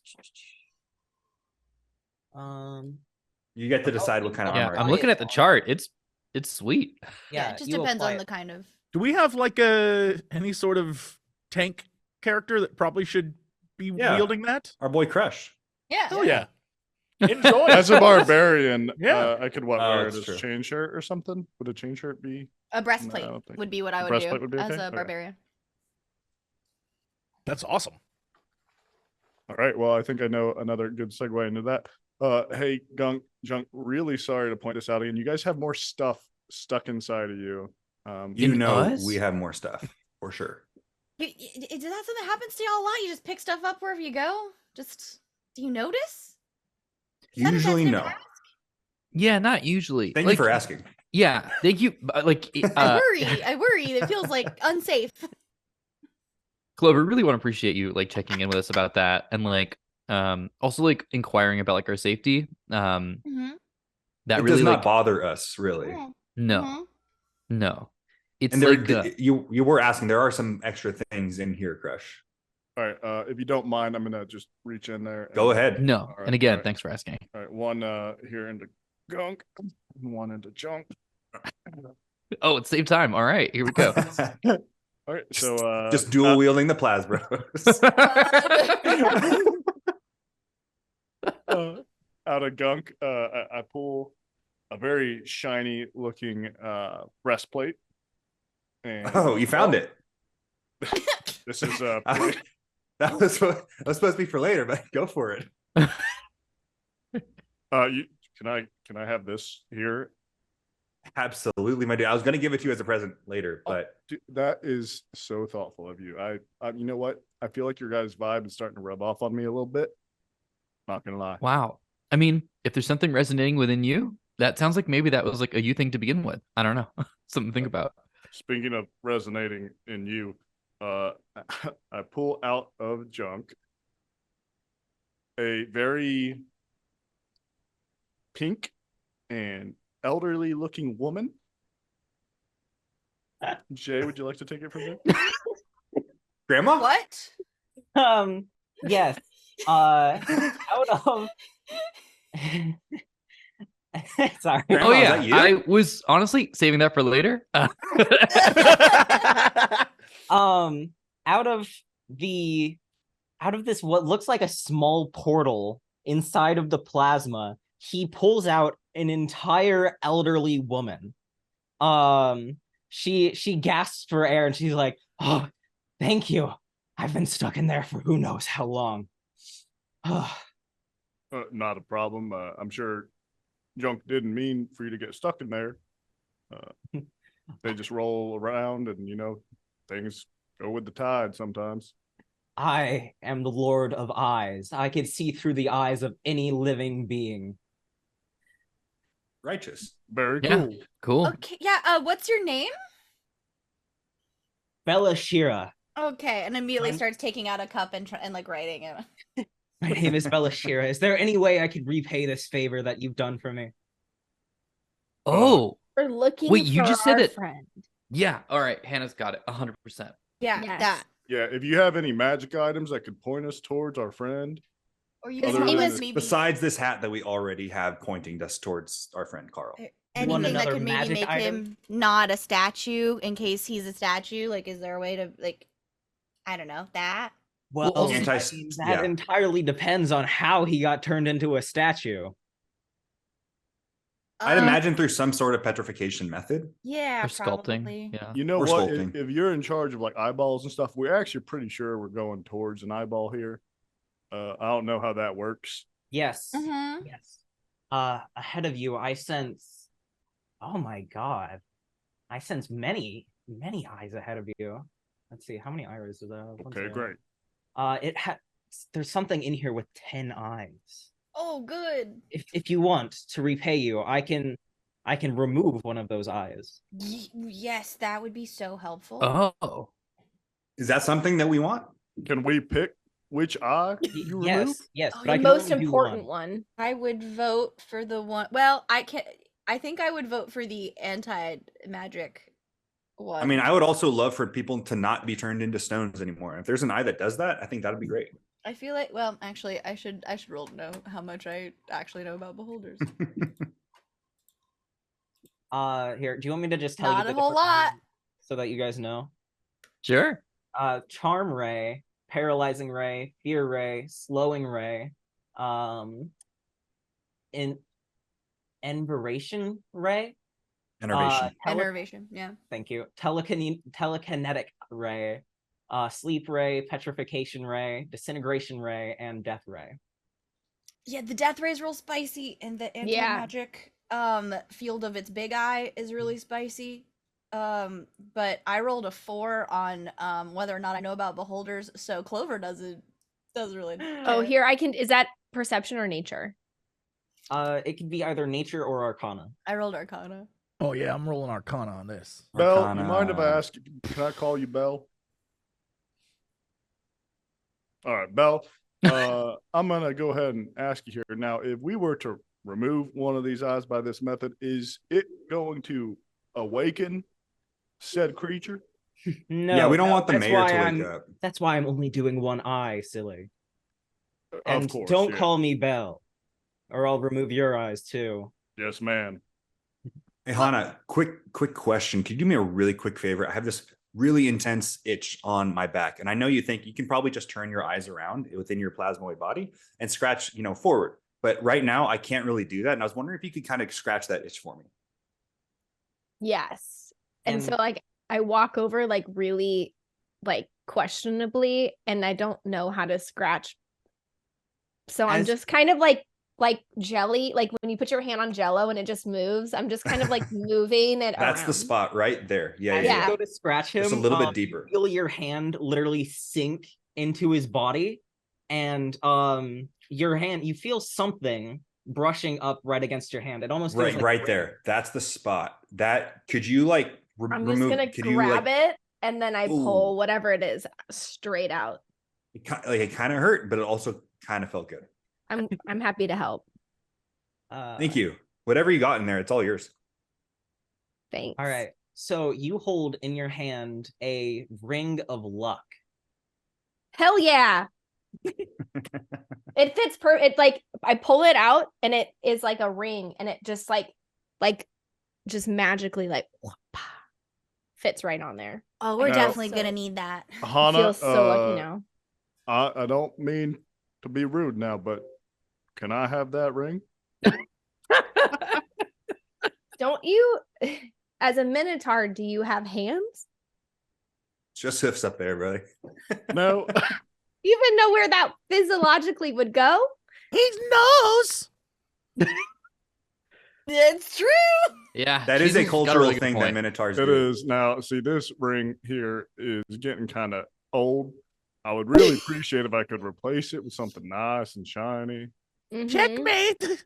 Here, yes, I will. In exchange for you always standing in front of me in the place of danger. That's a fair deal. Great. So I like take it Stick my off hoof out. and I like walk over. Wait, is it on your hoof or your nose? Well, I was just gonna take it into my hoof and then put it in my nose. I mean, I'll just do it for you. It's a little hard Well, when you I don't have, appreciate that. phalanges. So I just walk up and I replace this and it works perfectly, obviously. How's it look? Luck, like full. Between the armor and the ring, like, my dude, you have had quite the glow up Well, I appreciate it. on this adventure. Thanks to the Plaz Bros, actually. You don't need to thank us. That was all you. Yeah. You saw what you wanted and you went for it. And Hannah, that's really admirable. I'm trying. I'm just a humble druid.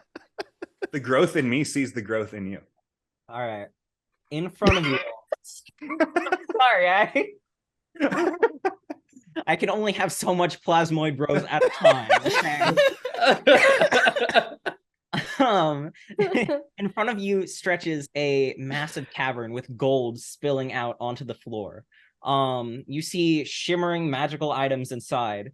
And in the center of the room, after a long hallway, you see what looks to be almost like a wine glass or an egg cup, except it's made out of carved wood.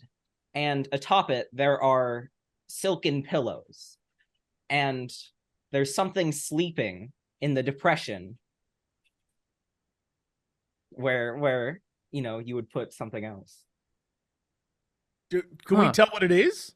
You could tell that it is very large, and there seems to be a few stalks with eyes on the end spilling out off of the sides. Did we remove an Which eye did we get rid of? I don't think we have yet. Somebody roll. We got rid of a D10. Didn't y'all get rid of the death eye? I thought. Yeah, I think we said death was the one that we wanted to. Oh, okay. Yeah, that's smart. Can't you see it clearly? That eye is no longer there. Does it look different? I know, anyway. Yes, and as you guys are walking forward into the room, you start to see glowing magical items shining around you. But obviously, your attention is on whatever could be atop this pillar in the center of the Mine room. is not. My attention. Mine is is not either. And you see, like, one of the stalks. It almost looks like, you know, that thing where, like, in ninja movies, they'll like take their sword out, they'll cut something, and then they'll put it away, and then it falls apart. It does that. It just falls apart. One of the eyes just falls right off of the stalk, and you have no idea why, but you obviously have a good guess. And behind you, you see that Belashira is gone. Oh, like gone but not forgotten. Yep. All right. So does anybody see Carl? Yeah, where are these statues? Oh, yeah. Roll perception. Where's the hat? Ooh, okay. Roll Perception. Or investigation, whichever is Oh, better. I got First a natural time. 1, which turns into I a got 0. a 22. I got a 23. I think I I'm remember burning Jay my- saying something about a natural 1. Oh yeah, I'm burning my advantage. I got 18. I no longer have advantage. Yeah, none of the other people could see it, but I created like a full like display over here with stuff, and I have the natural 1 turned on right now. Anyways, so in front of you, you do in fact see what looks to be a statue of a person. And so of course you start running towards it, thinking that it's your long lost friend Carl. Mhm. So as you start sprinting towards it, you trip over a gold bar, and you Chisel. smash face first into all of the metal lying on the floor. And you don't make too much of a big noise. You know, you're a small little 2 foot tall goblin, but your staff with knives on the end, the metal on metal creates a loud clanging noise. And you could see above you, the beholder begins to shift. Chisel doesn't notice the beholder and sort of like, I'm okay. Don't worry. I trip and fell. But it's okay, everyone. Loudly. Okay. All right. So luckily, Okay, I'm gonna roll for this. The beholder wakes up. The beholder isn't supposed to wake up, but if the beholder wakes up, I'm blaming you. Yeah, that's fair. Don't blame Okay. the group. They didn't do anything wrong. The beholder does not wake up. Jeez. It seems as if the mayor sleeps very soundly. Yeah. Thank goodness. Clearly not caffeinated. Okay. So And as Cheezel approaches these statues, he sees stretching behind the pillar in the center of the room, there are dozens upon dozens of golden statues in almost like an arc around the back half of the of what seems to be at this point a throne. It's so beautiful. Did we learn anything from our perception checks about the beholder? Oh, yes. Okay.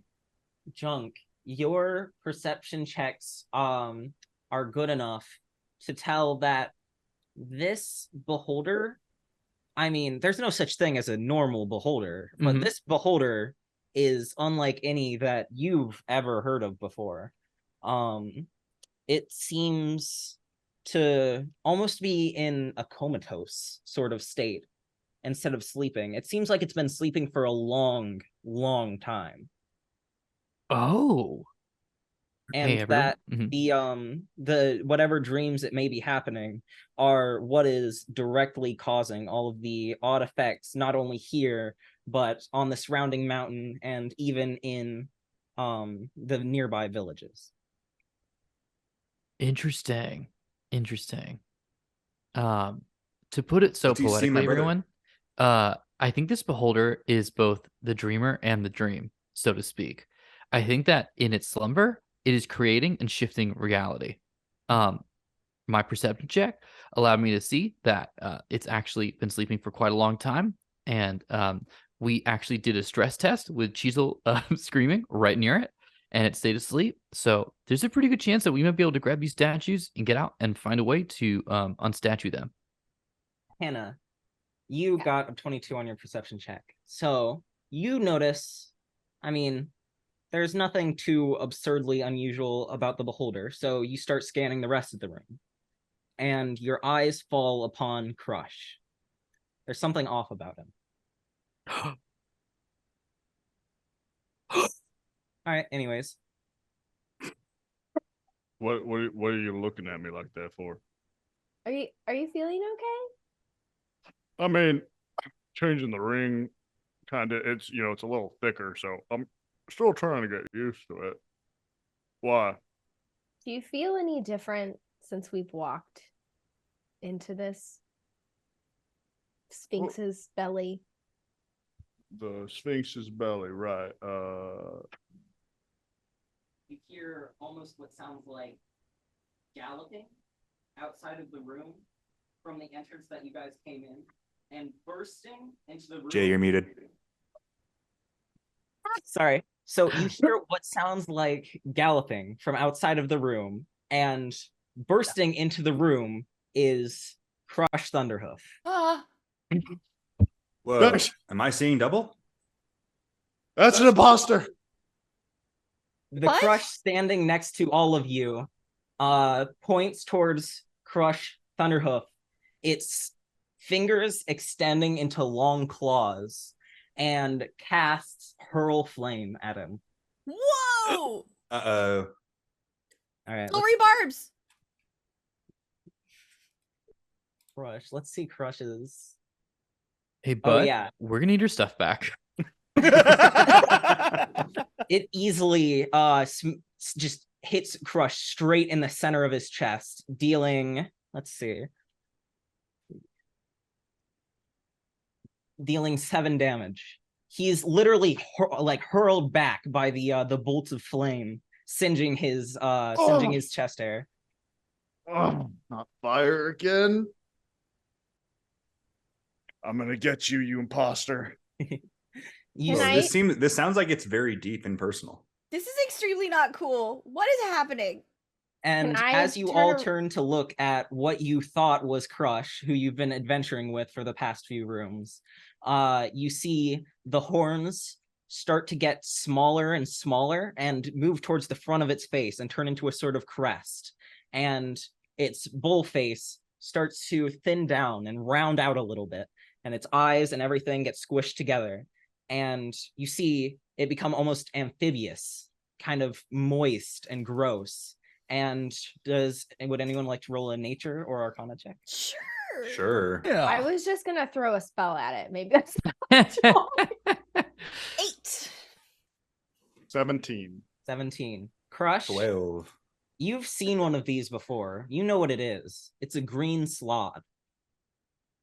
It's a creature born of pure chaos that's only goal is to find magical items and intensely strong magical people to try and ascend to a higher form known as the Gray Sloth or Death Sloth. Good. You no good frogs. You're the one that came to my farm and burned it down and left this on my face. Wow, I feel like I'm really behind. That's so dramatic. Okay. Really I'm gonna quick, charge straight at it. which one is our friend? Yeah, time out really quick. Well, now they Which look one's the real different. crush? now they look different. The one, right? the Well, I one want to that is know a because we got frog really is close to the not one that just real turned into a crush. frog. Mm. Yeah, but we Like, had which all one's this the like, real crush? Okay. we had all this great like intense like interpersonal growth with the frog crush, and I just I want to make think- sure that we're not actually on his side. I All feel right. like, Gunk, that maybe this was all a lie, though, because he, Frog Crush was taking all of our stuff that we Gunk, found. would Yeah, you that like, Just did said that they that found did like, raise my like, hackles from just you. like a little bit. Yeah. Gunk, would you like to try and roll like maybe a charisma check or something like that? Ooh. Yes, charisma check sounds wonderful. I rolled a natural 20. Natural 20. Ooh. Nice. What's Oh it like to roll God. natural 20? Second one today. Yeah. All right. So you turn towards the frog and you say some beautiful, heartwarming things to it in your surfer bro manner. And you see its face like soften, like it maybe realizes exactly what it's done to all of you. Yeah. We really grew as like a unit, and this bigger unit is better for the growth that you and I as a smaller unit had within the greater unit. And it's unfortunate that this seems to have not had an effect on the greater picture of what the kind of, the growth that you have been going through. The slod begins approaching you slowly, not saying anything. How far away am I from Gunk? Okay, so you're at the very entrance, so you're probably like 20, maybe 30 feet away. Okay. I'm going to move right next to Gunk and just prepare my crystal greatsword in anticipation. Mm-hmm. I have my arms out, my pseudopods out in a hug. So the green slod falls right into your embrace. And while it's there, you feel its hand go deep into your Whoa, that tickles. cytoplasm. And it reaches towards your hilt and it pulls out your rapier of life stealing and No. turns around and slashes at Crush Thunderhoof. That's my favorite rapier. Not anymore, it isn't. All right, everyone roll initiative. Oh, bro.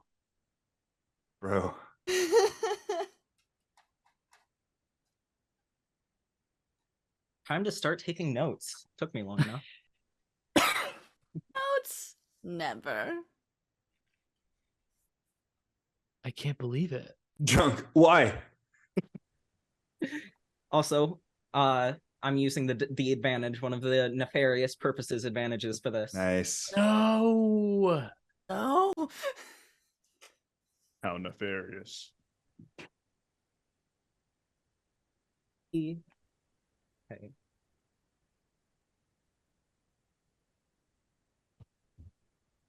Do you have a bonus to your initiative? Aureylian? I can't find it on the sheet. It's like right in the middle next to your armor class, underneath proficiency. Right above actions. Yeah, if you just click the whatever that is. Oh it no, should I go don't up. have a modifier. No. And any of you, if you want to use one of your advantages on this, feel free to. Yeah, you just got some more advantages. Yeah, I saw. What? I am Cool, so rolling in cool. advantages. We have What? 20 now. Chat is absolutely cruel. Ruthless. Rude.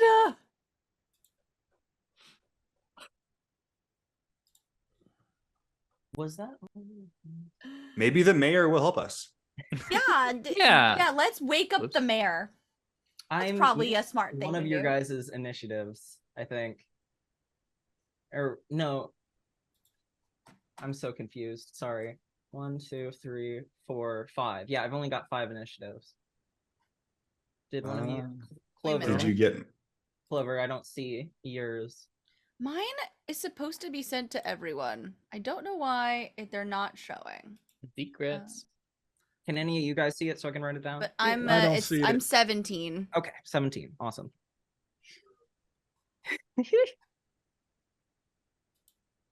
All right. So, first moves well, actually, Crush, you have a readied action, don't you? I do. All right. So, as the green slot is taking out the rapier and turning around to stab you in the throat, go ahead. Roll for your attack. It is an 18. Nice. You bring your great sword down upon this green slot, 100% expecting this turnout. And it sinks deep into its neck, right at the line where it meets its arms. And you pull it back out. And the green slot looks injured for a second, but then the flesh starts regrowing. And it reforms all along its neck and its arms. So it's back at full health. Sorry. I shall say that puts me into a rage. All right. Okay. Now, okay. It's going to try and stab at you with the sword as previously mentioned. Unfortunately, it misses. It was too busy focusing on its regeneration. You do have an advantage that I think you can use. You're so right. Thank you so much. Thank you for saying something, Johnny. Thank you so much. You have like 20 to choose from, so Yeah. No, actually, 8 was with advantage, so he's not the best. He's not the best melee fighter. Yeah. All right. So unfortunately, fortunately for you, he absolutely misses. The rapier just whistles right by the side of your horns, basically. All right. And next up is Clover. Oh, good. I'm so glad that I'm so soon. Let me see how. I don't think that there's any way that I can cast the spell I want to cast without hitting all of my friends. I should probably care about that, huh? Is there a way that I can put a 10-foot radius sphere off to a little bit of a side so that it hits it is as little friendly fire as possible? He is sandwiched between Gunk and Crush, like Yeah, literally yeah, within yeah, 5 feet of both of them. Mhm, But mhm. if you roll high enough, I will let you do it. Oh, cool. So it's about rolling? Sure. Normally this would be a con save from the targets. But I'm saying you have to roll And let me either roll. in athletics or probably or Arcana if you want to. Yeah, I'll roll Arcana. Let's see how I do. Dirty 20? Oh. 20. All right, what spell did he say was? I'd love to cast Shatter. Shatter. Ooh. Oh. Second.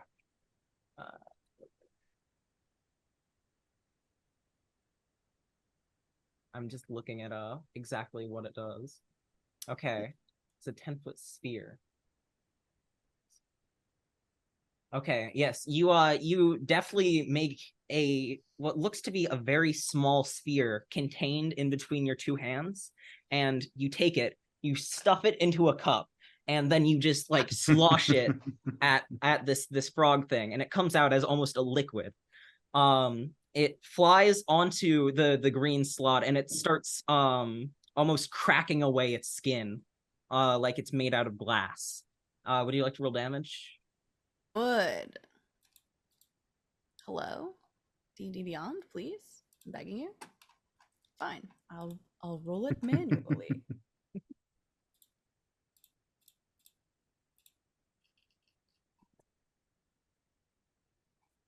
19 damage. Nice. Nice. What? Yep, that's thunder. Whoa, damage. nice job, Clover. I will be honest, it came dangerously close to me, but I just want to say that was very well done. I thought maybe that shatter might not affect y'all as much potentially also, and I was able to just like right through there, sorry about that. I give you a big plasmoid thumbs up, but there's like a bunch of ripples that are continuing to go through, continue like jelly. Throughout the entirety of that conversation, the green slot is just hissing and screaming in unearthly pain, just to let you know. Yeah. We don't take the things that don't belong to us. If it doesn't have our name on it, it's not ours. It starts cursing in a language that you cannot understand. Yeah, that happens to me all the time. What language is it? What language is it? It's Slod. So unless you speak Slod. Ladai. All right, so let's see who's next. Sorry. Next up is Hannah. Can I cast Acid Splash on it? 100%. Again, there are two people It only targets one. It only targets one, though. According to the spell, it says It's called Acid Splash for a reason. It though. just says choose one or two. Don't you worry, my brother and I have resistance to acid. Yeah. Oh, hell yeah. And also on top of that, I'm not there. So like, fire away. Just in case it came up, I wanted to make sure that we both share that feature. Yeah. I really appreciate being included. Oh, wait. So, yeah, Yeah. go ahead. Roll to hit. I rolled for damage first. Do I do just do the Yeah, 20? wait, no, I have to roll. Sorry. Oh, sorry. No, that's okay. Okay. Let's see.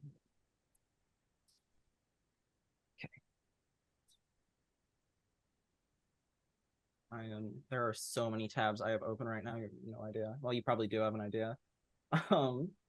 Okay.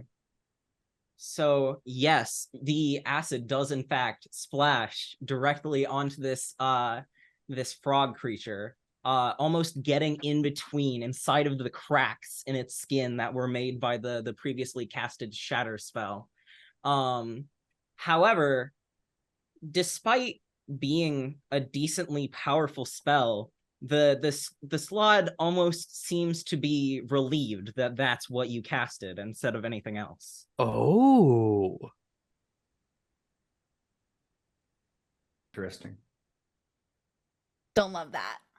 Definitely don't love that. No. I'm just gonna stand there very confused and taking it in. My like false weakness as my features is that when people usually run away, I just stand there and study things. So I'm kind of just like deer in headlights frozen, observing what is happening and trying to like process this information while I'm still like hands in the air mid cast. Like So wait, is that a part of your character? Yeah. Okay. Yeah, I had to pick like a weakness, and that was my weakness of like when there are like things that people would normally run away or act, I just like freeze there and take it in. Okay. Oh. So I'm just gonna stand there like really confused, like not even upset, more like inquisitively taking it in as like an educational moment and doing absolutely nothing on the outside of my body. So yeah, you get I'll give you a free investigation check since you took that feature. Okay. It's nat 20. Oh, And then 22. Yes. You can tell this creature has a strong resistance against acid and most other forms of damage, including cold, fire, and lightning. But that's not all of them. Okay. So with that information, I'm gonna turn to my people and say, guys, we need to huddle real quick. Acid, Have fun with that. fire, Right now, you want to huddle? Listen, Okay. if we're gonna beat this thing, I'm telling you, acid won't work, fire won't work, lightning won't work, and there was something else that I forgot that's there that you I all. think it was cold. I think it was Cold.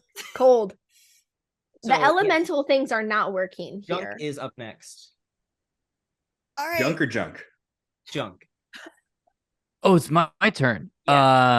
Okay. Hey, Hannah, thank you so much for taking the time to kind of like form sort of a hypothesis about this. I think that insight has been so incredibly useful.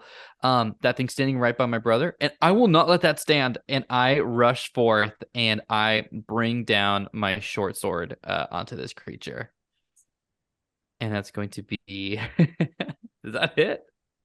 Yeah, that hits. Oh, nice. 15.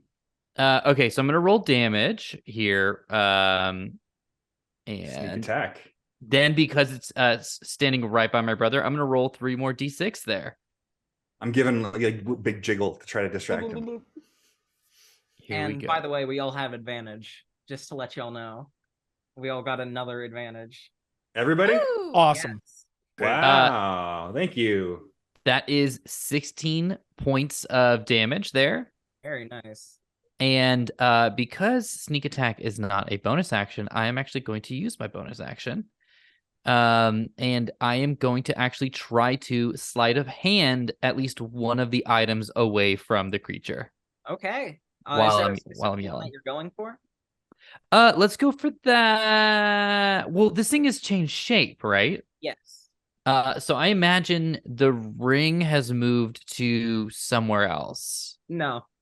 That's why it was acting so weird about the nose ring, because it like literally just pierced its nose. So that one's gonna be a little tough. Then we got the breastplate, and then what else did Sword. Then the Chime. chime. Your That's a brother's lot of sword. metal. I'm not too worried about the chime. You know what?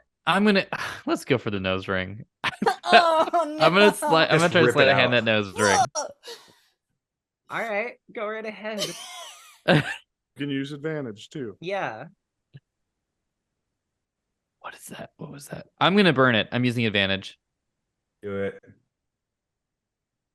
Well, all right. Yes. What can you do with the 17? You reach up towards the this frog creature's face, and you actually put your finger inside of the ring and just pull it straight out. And the creature like stumbles forward, it trips over a gold bar and falls face first straight onto the ground. It's prone. Hey, bud, Also, roll a don't D4 take for things. damage. Pardon? Roll a D4 for damage as well. Oh, you're so kind. Thank you. I Nice. love that. Yes. Here we go. 1 point. Hey, every point counts. Just a real unarmed strike of damage here. All right, there we go. Awesome. All right. So up next is, why did I only put the first letter of their names? It's a very good question, man. If it's a G, that would be gunk. If it's a C, it's But a if it's- cheesel. Yeah, because we've Or already crush. gone. Yeah, we're the only ones Clover. left. Hannah, Clover I think and it's Hannah Hannah. have gone. I Oh, I put it just as an went. H, but I know it's yeah, it's Hannah, I think. Okay, sorry. But Hannah. I went. Do I go? Hannah's down? already gone. Oh, So it might be So maybe Cheezel. it's Cheezel. oh, Cheezel. Yeah, probably. Let me check. I am not organized. My bad. You truly are, though. You are. Yeah. We're the Okay. ones who chose these names, and players pick names specifically Yeah. to torture DMs always. Cheezel is going in front of gunk for I just sure. realized there are 4 characters that start with C. So yeah, I Oops. get it. Yeah, that's our fault. Yeah. All right, sure. It could be Cheezel's turn. Why not? And then the other Lovely. two are almost the same thing. So question real quick. What is the command for doing it at advantage? Is it like shift control when I click? believe it's control, but I'm Okay, not cool. entirely certain. Hey, so Cheezel says he's a wizard, but really long ago he just accidentally crushed an old man with a staff. So he has no magic powers. The staff is all magic. So we discussed that whenever I get a hit, the staff just acts wildly with sorcerer power and wild magics. So Here we go. Cheezel sees this dude prone on the ground and is like, and runs at him, swinging his staff that also has knives attached to it, rope to it, and he attacks. I mean, you have a 21 strength. Yeah. Very nice. Yeah. What? And he, before the damage occurs, he rolls a D100 because what's gonna happen? No. We'll find out. All right, a 10, and as a 10, I also cast Magic Missile as a 5th level spell. Nice. I wouldn't know how to do that on this character. Oh. Okay, so. But Magic Missile is a 5th level spell. It's an auto hit, right? Yeah. So For sure. Is I'm there trying to see how much damage that would do. Yeah. How many D4s is that? Well, 3 first plus I'll do four, the so all 7. It's all 7, of I think. them. I think. 74 All of the plus 7. Oh my goodness! How do I make that happen? I think if you use the bottom left, Yeah, you and can just do 74 plus 7. Yeah. Bottom left, 7D4. Okay, You can I can just just- keep yeah. clicking it? Yeah. That's so And funny. just see all the beautiful math rocks go across your screen. All right. So I guess that's 20. Oh my Oh, somebody God. else said it's 3d4 plus 1 per higher slot. I don't know. Which was that was We can do 3, 4 plus 1. That's fine. I'll re-roll that. Keep the people I mean, happy. listen to Jay. Jay's the one who gets to tell us what to do. All I right. mean, you know what? I'm fine with sticking with the 8d4 if that's what you guys want to go with. You need all the help you can get, I'll be honest with you. Sure. Oh, Also, okay. I'm gonna roll my bludgeoning damage with the staff. Oh yeah, because you did hit with the staff. All right, so 27 total damage. That's so But 37 Nice. in total, counting your stat. Oh, that's right. Yeah. Oh Yeah. my gosh. Cheezel triumphantly stands up, thinking he's a magical wizard. It's like, he's proud of his All right. amazing skills. So, Gunk, it is now your turn. Okay, Gunk, I'm really not happy with how this has played out so far. I think I need to add a little friend to this occasion here. And I'm going to reach inside myself and pull out a bag. And I'm going to reach inside using one of my pseudopods and grab something fuzzy and pull it out. I'm going to roll a d8 to see what it is. Oh, let's see. Roll. That is a 5. And a 5 on mine is a black bear. A black bear comes out. Whoa! And it's really slimy. It's like a really wet bear. Wait, how big is this bear? Black bear sized? Yeah, about like an average black bear. Just like a full black. Black bear, if you could do me a really big solid and try to hit that frog, if you could do that for me. But before I do that, I'm just going to instill a little bit of myself into you. And I'm going to put my pseudopod on it, and I'm going to like freeze it. And it's going to do a d6 worth of damage to me, but now he can do an extra d6 of damage, of cold damage, if you'll allow that, because it's supposed to happen to a weapon. I just had my weapon taken No, away. the black bear is your weapon. Yeah. Amazing. It doesn't do cold damage though, remember? So you might want to. It's resist. It's resistant. Good call. Resistant. Good call. Yeah, not Which I'll just I'll roll my d6 right now to do the damage for me. I take 4 damage from that. And then Black Bear, what would you like your name to be? All right, let's do it. Righteous. He's gonna righteous. That's our cousin's name, actually. You can call him Bunk. Black Bear 5e stat. Actually, it should have been right there. Sorry, guys. Bag of Tricks is wild. That is a wild. Okay. It is going to multi-attack. One with bite and one with claws. So get him. It's going to roll twice. D20. Roll. That is a 15 plus something. Wow. On the bite, and then the second one, roll. Oh, that is a natural 1. Oh, not righteous. But So- the bite is going to do 1d6 plus 2 points of damage. 2d6 plus 2. Sorry, just about to be done. 11 points of damage. Oh, well, actually, 3 of that is cold damage. So, yeah. So, okay. Yes, the bear, first it tries to swipe at this frog creature, but it sort of misjudges it because of all of the goop that's in its eyes, and it accidentally just whacks Crush. Just like straight across the face. It Wrong doesn't Crush, hurt him at all. It doesn't hurt him, Crush. but he'll be fine. But from there, the Fight bear him. is like, you know what? I got to do this the right way. So it runs over to the frog creature and literally like grabs it in its mouth and shakes it like a dog shakes like a dog's toy, you know? Very and then well just done. Kinda, like chucks it a few feet away. Very proud of you. Yeah. Okay.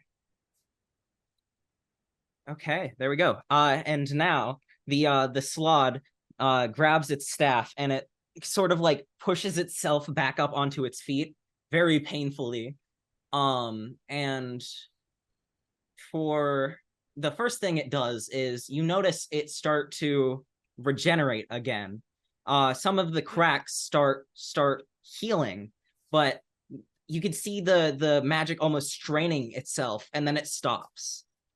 So it was not nearly able to regenerate all the way. And you could tell that this creature is incredibly hurt. There's no way it's going to be able to survive like this for very long. Righteous. And Get back, obviously, frog. it knows the exact same thing. So it casts Fireball. Righteous. All right. Yeah. Everybody roll the dex save. How much is the dex save? Let's see. Asian do again. Cool. Good.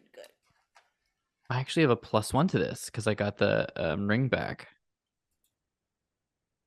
All right. Not that I need it. 23. Chisel matrixes this thing. All A right. water druid, it's just nothing. 3. Oof. Terrible. Oh no. Advantage. If it's to happen to anyone, though, I'm glad it's somebody who is as strong of will and as wet as you are. Did you use your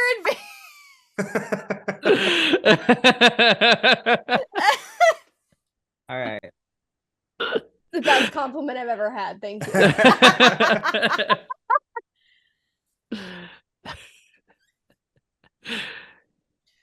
Uh-oh.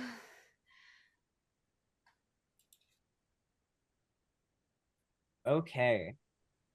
So most of you, luckily, are able to dodge out of the way of this blast in time. And by most of you, I mean some of you.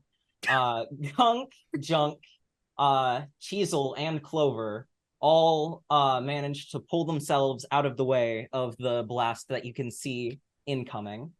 But unfortunately, Crush, Hannah, and Gunk. Wait, no, but you had advantage. Never mind. Crush, Hannah, and someone else, I thought. Never mind. Just Crush and Hannah.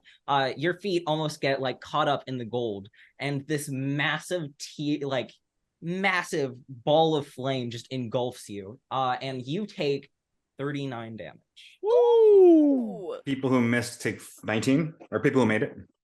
People who made the save only besides take, my Plasbro. the residual flames curling up around you. As the flames clear, you can see that what gold was there and the magical items, they've all fused into basically one solid disc of white hot molten gold. Yeah. Hey, how's everybody doing who got a little toasted? Did some of our friends fall down? Thank you for asking, Clover. I am actually not feeling that great. Yeah, I'm feeling real bad myself, and I know if I had not gotten a little bit out of the way, I would be unconscious. So how's everybody else doing? When I'm raging, do I take half damage on that? Not on. Oh, Yeah, sure. Go ahead. If you want to take half No, damage on not that on that. using your advantage, that's 100% cool with me. You could re-roll with advantage, but as Oh, a yeah. barbarian, when you're raging, Dex saves are made at advantage. Okay. Yeah, just roll it Then down. no, I took it. I'm still standing. Yeah. So And- I'm looking pretty rough. Hannah, how you doing, buddy? Fire. She's I just hate like fire. completely gone on Oh, no, just a she different ethereal evaporated. plane. Yeah. I have 33, so Hannah, you know what? I'm going to be nice. Since you are water, you are only going to take half damage. I feel like water genocide should only take half damage from fire attacks. That's just me. But This is good homebrew. We love this. Yeah, homebrew. that's good. That makes sense. Yeah. That's just science, honestly. Yeah. exactly. That checks out. Yeah. she's looking very singed on the ground, laying down, just again contemplating everything inside and making no commentary, just sitting there looking at like the fake sky in the cave and making no noise. Just not great. I limp over to you and I kneel down. You don't have to say anything. Take your time and check in with yourself, but I want you to have this. And I'm going to pass the ring of luck to you. I'm gonna be over on the other side, being like, Hannah, I'm so sorry. You're boiling right now, and I think that this could be beneficial for everyone. And I immediately like start like a little like pour over situation over Hannah to start prepping some cure wounds cappuccinos for everybody. I let her do whatever she's doing, and again making no eye contact, doing anything. I just like pick my hand up and like put it towards Junk and just leave it there. Anna, I know that you're going through a really hard time right now, and I just want to say that I'm here for you, and I just want to grant you whatever I can, and I just give you a hug. That's what gets me up, actually, is the hug. And I like just while Clover is using whatever leg situation for this pour over solution, I'm like just at a complete 90-degree angle, like still hugging Gunk now with the ring on one hand. Still no words, just completely nonverbal and just healing. Oh Might yeah. have missed it. Is the Slod still alive? Oh yeah, absolutely. We're just being Yeah. F the Slod right While now. you Okay, guys this were is about having your friendship. emotional moment, it was Longest scurrying 6 away, seconds by the ever. way. Oh. So I now was oh, not is it part of this. disengaging? I was not part of this emotional. what? Neither was I. Is it disengaging? It is not disengaging. It is still going to attack you, but now it has cover. It is hiding behind a gold statue. What you can assume used to be a person. Well, Can the black if it- bear take an Is attack it- of opportunity? Yeah. Can I attack? 100%. Can Bunk, the brown bear, or the black bear? The black bear. The black bear can, but since you're having an emotional moment, no humans can. Sorry. What I about was next to goblins? him. What about amazing goblins? That's gonna miss. How big is Cheezel on emotional moments? Cheezel clearly does not. Well, that's a lie. Friendship. He got emotional over friendship. Yeah. Oh, he's crying. I will He's say fine. that Crush was definitely raging and not paying any attention to any of the emotional stuff and is just seething. Yeah, good point. Crush definitely gets an attack of advantage too. You're right. Okay. I'm gonna go ahead and roll. Ooh, 23. Ooh. Yeah, I assume that unfortunately, hits. Gunk doesn't quite hit that. That is for 12 slashing. And then it should do 1d8 of radiant as well. Okay, go ahead, roll that. 8. Nice. So 20 damage total. Good. That And is I'm very- also going to use one of my charges from my crystal greatsword to absorb 8 back into myself Hmm, and heal for 8. cool. That is awesome. I didn't know that was a Wow. thing. I'll be honest with you. Oh, and since I'm raging, I get to hit again. Oh, Get 'em. That's a 13. But I have another advantage. I'm going to use it. That's my last one, I think. 23. You're doing so much work while we're just like, hey. We just want to make sure that you're okay. That's 11, then plus the d8.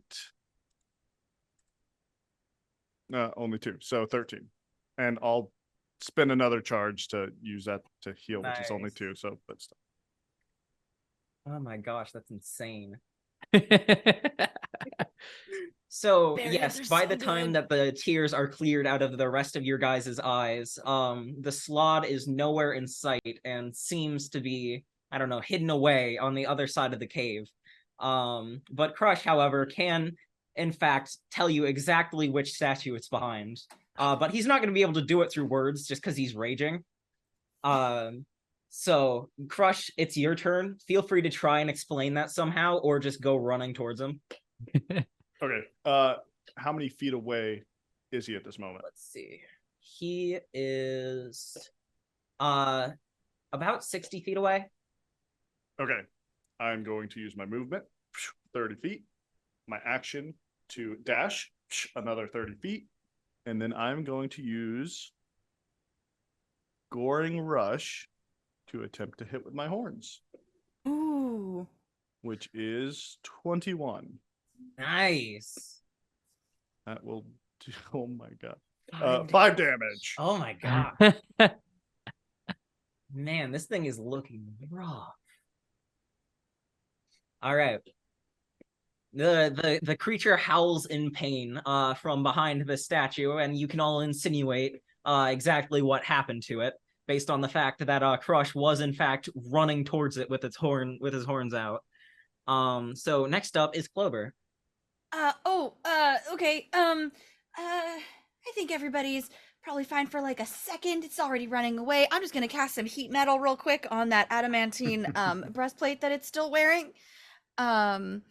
Which I believe means that it's just gonna take 2d8 fire damage. And if it's still holding or wearing the object, it needs to roll a con save or drop the object if it can. Well, it can't. Clover, I would love if I was able to get my sword back. If you wanted to cast it on that, Cast it on your sword. or whatever you would like. I don't want to tell you what to do. I didn't want it. I wanted to cast it on something that it couldn't just drop. Fair.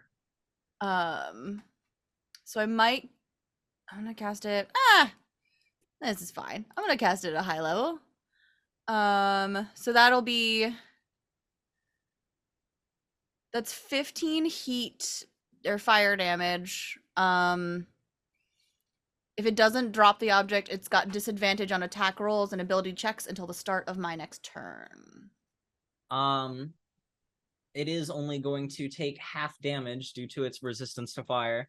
And also, you notice that since it's up against a bunch of gold, some of the heat seems to be radiating into that instead of into him. So, unfortunately, his slimy body steams a little bit, but he doesn't seem to look all that injured. I'll keep this up for a little bit. Crush, it smells horrible. Gross. Just absolutely disgusting. All right. Next up is Junk. You know, I'm just having a real philosophical disagreement with this thing. I am going to rush up using Crush's sort of positioning to triangulate. I'm gonna come around the opposite side and attack again with my short sword. All right. Here we go. Come on, something. How's 17 look? Oof. Unfortunately, it clangs up against the breastplate that the green slot was so kindly given by all of you. And it just bounces right off. You start to jiggle a little bit due to your plasmoidness.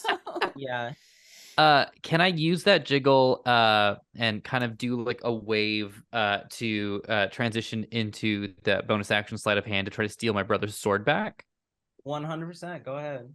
Thank you. Let's see here. Come on, something good. Nope, it's nothing. 11. Unfortunately, the jiggling does the exact opposite of help. And you just you kind of vaguely gesture in the direction of the sword. The green slot just looks kind of confused. Great. Yeah, because the further you reach your plasmoid goop out, the wobblier it gets. All right, so up next is Hannah. So, as at this point, with all of the chaos going on, I like slowly get up and I've got 2 daggers and I like same. Now there's a group of people clustered around where this thing is. And I'm going to just try to, with as much rage as I can manage with my half health, just try to dagger this thing to death at 2 Brute style. What do I roll for that, or how do I do that in D&D Beyond? You can roll to attack first. So you should just be able to click on the item for your action, but you can also just roll a d20. I'll just do that.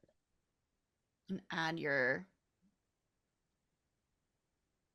hit, which is probably... Oh, that's going to be good. 15. And then what do I add on to that for? What's your dex modifier?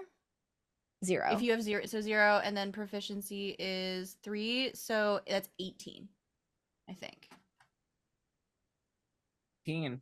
Yes, your dagger just slides straight into the flesh on the back of this green creature, right next to where Crush's horn is protruding. Nice. And then have you rolled for damage? Or? That's 1d4 plus 3 if it's a dagger. How do you add the +3? Does it matter? You just hit +3. You could just roll it and I'll add the 3. Okay. You can just add it. Nice. 2. Nice. So 5. 5. Very good. All right. Okay. Up next is Gunk. Gunk is going to take out both of the daggers that he has. It's like, I would really appreciate having my sword back. I know that's probably not ideal for you, but what would be ideal for me was to be able to have that sword in my possession once more. And I'm going to have to take it from you if necessary. And I will, I'm going to, I'll do the wait, can I do that again? The thing where I give the cold damage. The thing. Yeah, I think I already did that. I don't think I can do that once more. So I'm just going to try to slash at it with 2 daggers. And I'm going to tell my bear Bunk to do it, to attack him himself. All right. Ooh, that's a natural 20. Yes. Okay. How? I don't know. Don't ask me because I don't know. That is hold on, let me see. Yeah, so that's 8. No, sorry, that's 6. 11 points of piercing damage on the first one. Ooh. The second one is only a 10 to hit. But Bunk, our new cousin, is going to attack with a bite, which is only like I think a 13 to hit. Second, the slash with his that's not going to hit. Bunk, I'm pretty disappointed in you if I'm going to be completely honest, my cousin. But that doesn't take away from who you are as a bear and as a person in your own self-identity. So I just want to make sure you are aware of that. It looks very sad for letting you down. How much damage did you end up doing in total? Did you say? 11. Okay, thank you. Slashing. Awesome. Okay. So after you slash it with your daggers a few times, this horribly mutilated creature sitting atop Crush's horns, you start hearing something, not in the room, but in your heads. It's saying something in a language that you don't understand over and over again, growing louder and louder every single time. Awaken, awaken, awaken, awaken, awaken. And suddenly the beholder starts to rise up from its throne. My mayor. My liege. It opens up its eyes, and as that happens, you feel the ground underneath you start to shift. Crush, your labyrinthine sense tells you that north is currently not north. And it seems to be turning in a way so as to make it actually north. Yeah. If I may request any particular punishment for this intrusion, I would say, without hesitation, use and only use the death ray.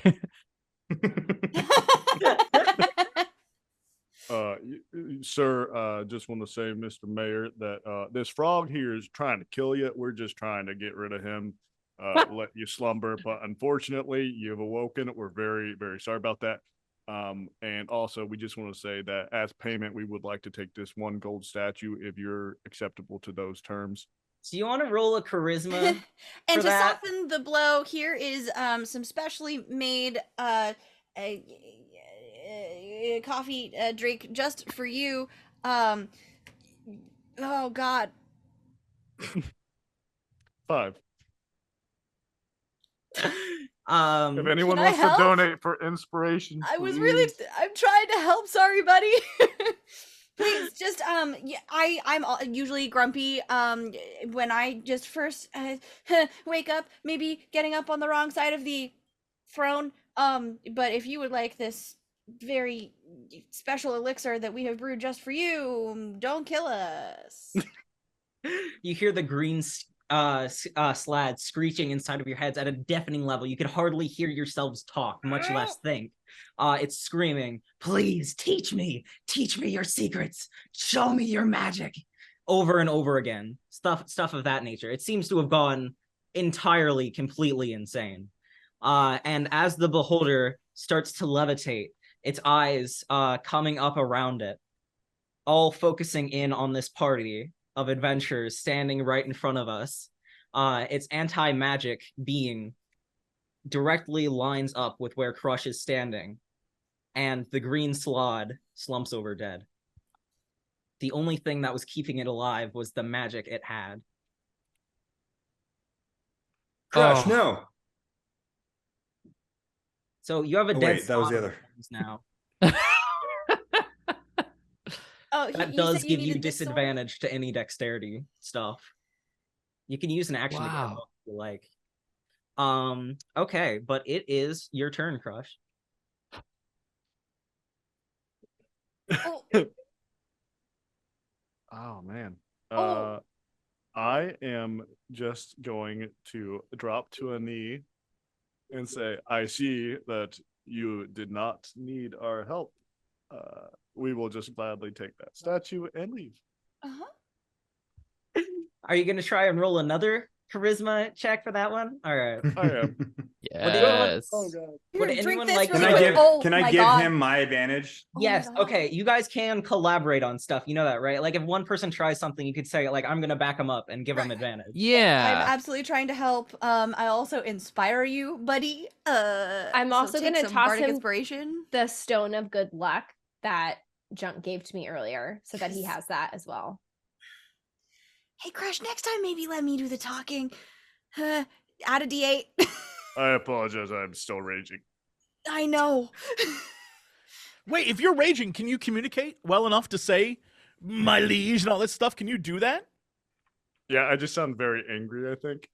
You're just yelling at him. That's where the low roll comes from. My rage Yeah. will slowly taper after a minute. So Right, it's right, probably, right, right, it's right, probably right. tapering. In the meantime, can Gunk start crawling up? I do see Carl as one of the statues, right? He's one of the statues. Yes. I want to start kind of surrounding Carl and kind of just having like this like inch thick like barrier on the outside, and just like 2 little pseudopods or like 4 pseudopods at the bottom start just like lifting him up and start walking slowly across like the floor, just Well- trying to slowly shift him as a whole. As the room itself is shifting sideways, you notice that along with the room changing, and all of the gold starting to cascade towards the wall, the statues, they seem to be getting almost softer, more What? flesh-like. Carl? There's no way to tell quite yet if it's still alive, but something seems to be happening to it. And it seems the longer this beholder is awake, the more pronounced the effect will be. So I my think we need to total, make as much noise as possible. total was 17 with Okay. the inspiration and then also the stone of luck. Okay. Awesome. So 17. Unfortunately, beholders are famously paranoid. That's like their shtick, I'll be honest with you. It doesn't say a word to you, but all of its eyes immediately focus directly on Crush. Okay. And it, in fact, shoots its petrification ray at you. No. Doesn't sound Roll good. a DC 16 saving throw. Ooh. With Okay. advantage. Do I see it like kind of charging up before to go back into a rage? No. No. Yeah, I figured. But you do have advantage on it because you have the green slot as a shield. Okay. And sorry, it was, what am I rolling? Dexterity. Okay. You do that at advantage as a barbarian. 18.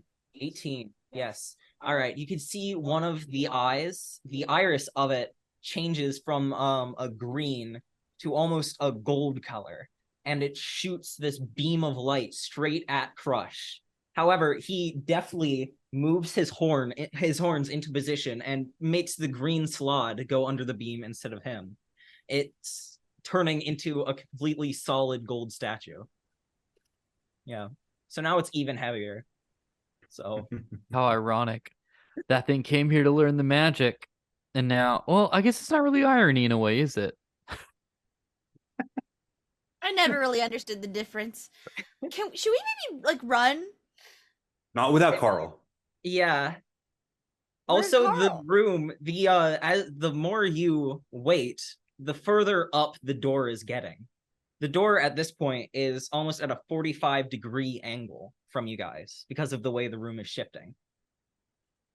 Quick update. If everyone in chat right now were to give about $5, we would have to, I believe, what was the 5,000 goal? Was Wild that the magic. things? Wild magic. Wild We'd magic. finish it off with a wild magic. We could use wild magic here. So if you guys want to try and help us out, I know that'd I'm be- going to do my $5 right now.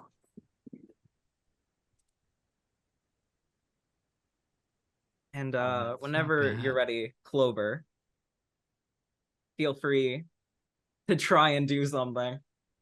Oh, good. Yeah, sure. Let me just. I'm going to. Because you have Gunk, you have you are attempting to get Carl already. I'm surrounding Carl and I'm trying to get him to the nearest exit. Yes. Okay, so what I'm going to do is I'm going to try and distract this beholder by turning the charm on and seeing if I can by like being loud and making drinks and trying to turn the gaze towards me. Oh, I'm so sorry for disturbing you. Anton and Antoinette sent me in here because they thought that maybe you'd be waking up soon and they wanted to make sure that you had an array of beverages at your disposal. Can I just roll to charm this Yes, creature? well, and you have advantage because you use names. So I'll just essentially I'll just try to persuade our buddy to stand down. Come on. Okay. Nice. 25. Okay.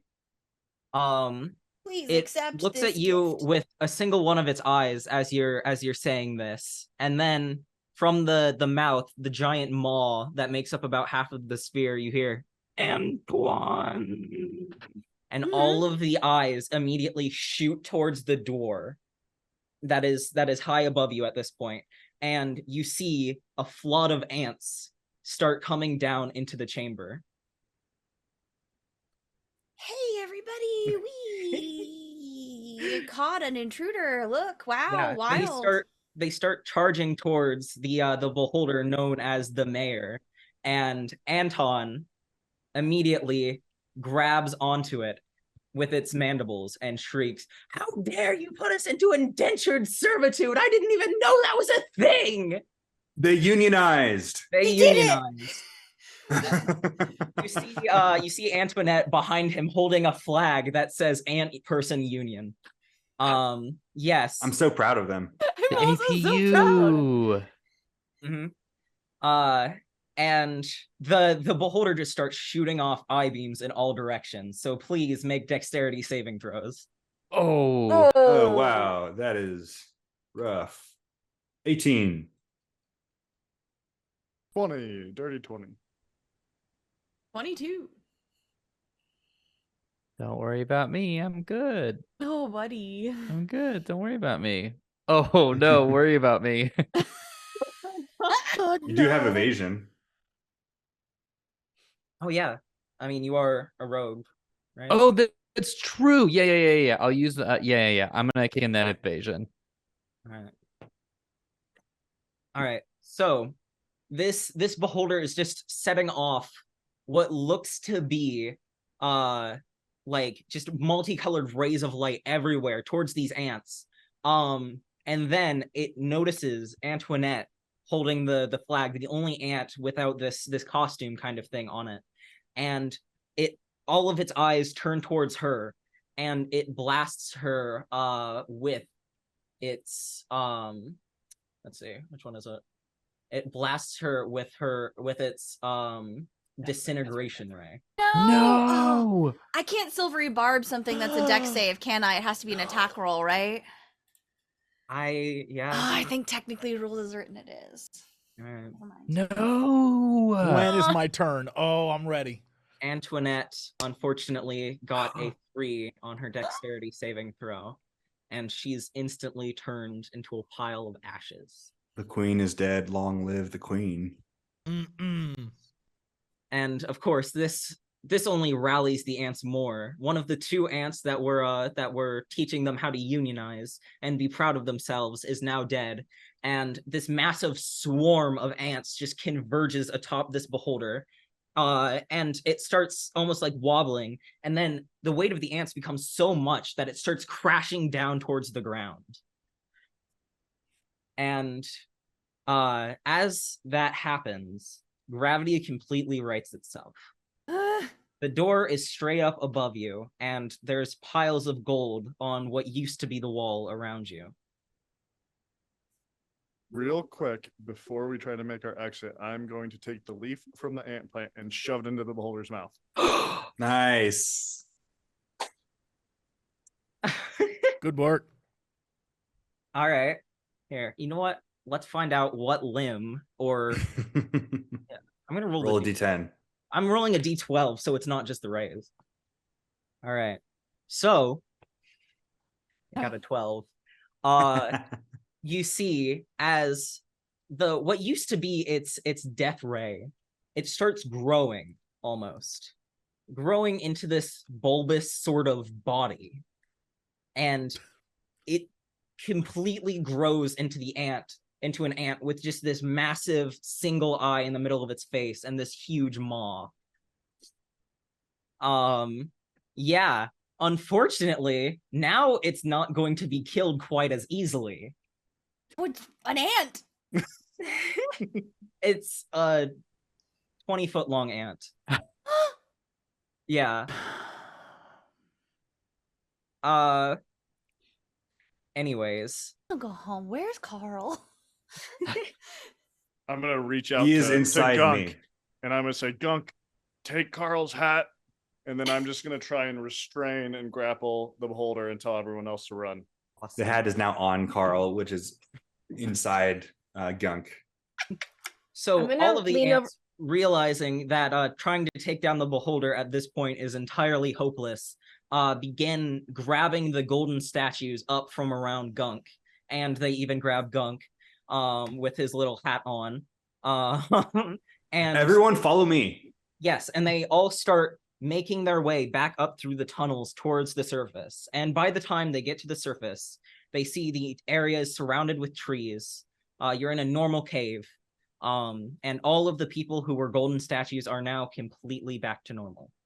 However, deep within the cave, you hear a rumbling noise. It seems that in order to prevent the beholder from escaping, Crush had to sacrifice himself. Crush. Crush. The king is dead. Long live the king.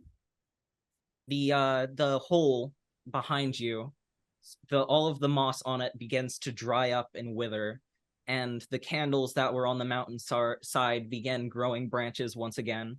The beholder is dead, and any of its effects throughout the kingdom have ended with it. So yeah, that's it. Wow, I now see how your individual actions can affect others. It's real. So real. Feels so bad that we didn't even realize that Crush was not real, and then Crush saved all of us. I mean, we just met Crush. So, like, how were we to know? Yeah, I just wanted to let you guys know. He started being fake as soon as he ran into the woods and got. That was the point where he started being fake. Of course. Should have known. Jay, what a game. Thank you. Yeah, thank you, Jay. Thank you so much. I had a lot of fun. I was terrified to begin with, and I'm still a little bit terrified, but it was a lot of fun. Yeah, That was fantastic. Well, very much. Yeah, let's hear for Jay. Yeah. Thank you. Much appreciated. And honestly, a round of applause for all of the players of today's game, because you guys were just incredible. Thank you so much for putting up with me and my not great DMing. And everyone in chat, you better have been clapping during that, or else the beholder ant creature will be coming to find you. Jay, you have finally said something that I cannot endorse. And it was the idea that you did not just run an incredible adventure. Thank you so much. Jay. Thank you. That was amazing. Thank you. I am so delighted to say that as of this moment, y'all have raised $3,607 and climbing for Extra Life in the Dayton Children's Hospital. Oh my God. Good work. Thank you, Chad. Thank you, everybody who donated. Yeah. And I didn't mention this at the beginning. Oh, that just jumped a bunch. Oh, make that 4,100. Oh my gosh. Go, Maybe chat, my DM go. wasn't that bad. Sheesh. Okay. And climbing was hyperbole, but I mean, woof. I want to note, thank you so much for supporting Extra Life and Dayton Children's. Donations will stay open for a few days as folks have a chance to go back and watch this. So if you want to add your support or donate for a chance to win one of the bundles from us here at Dungeons & Dragons or at the wonderful folks at Critical Role, you should make sure you do that before that closes out. And Jay, and if you notice over the next couple days that it does cross 5,000, I think just roll a D100 and find out what the wild magic roll was and just kind of do it for yourself. Yeah. If we ever reach Just tweet at us. 10,000, the beholder is coming back in every single campaign I run. In ant form, of course. I will say thank you also to our partners in organizing this stream, our incredible mod team, this fantastic cast, y'all. The Plasbros, come on. And of course, our wonderful DM. Do you have anything that you would like to say before we sign off, Jay? Yes, honestly, this is a little bit of bringing down the mood from the happy mood that we have going on right now. But I personally have experienced a lot of mental health troubles recently, and I actually spent a week in Dayton Children's for their behavioral healthcare unit. And then I spent another 3 months in their outpatient rehabilitation thing. And I could say all of this money truly makes a difference in people's lives. There were so many people in there who couldn't have gotten the help they needed if it wasn't for Dayton Children. So thank you all so much.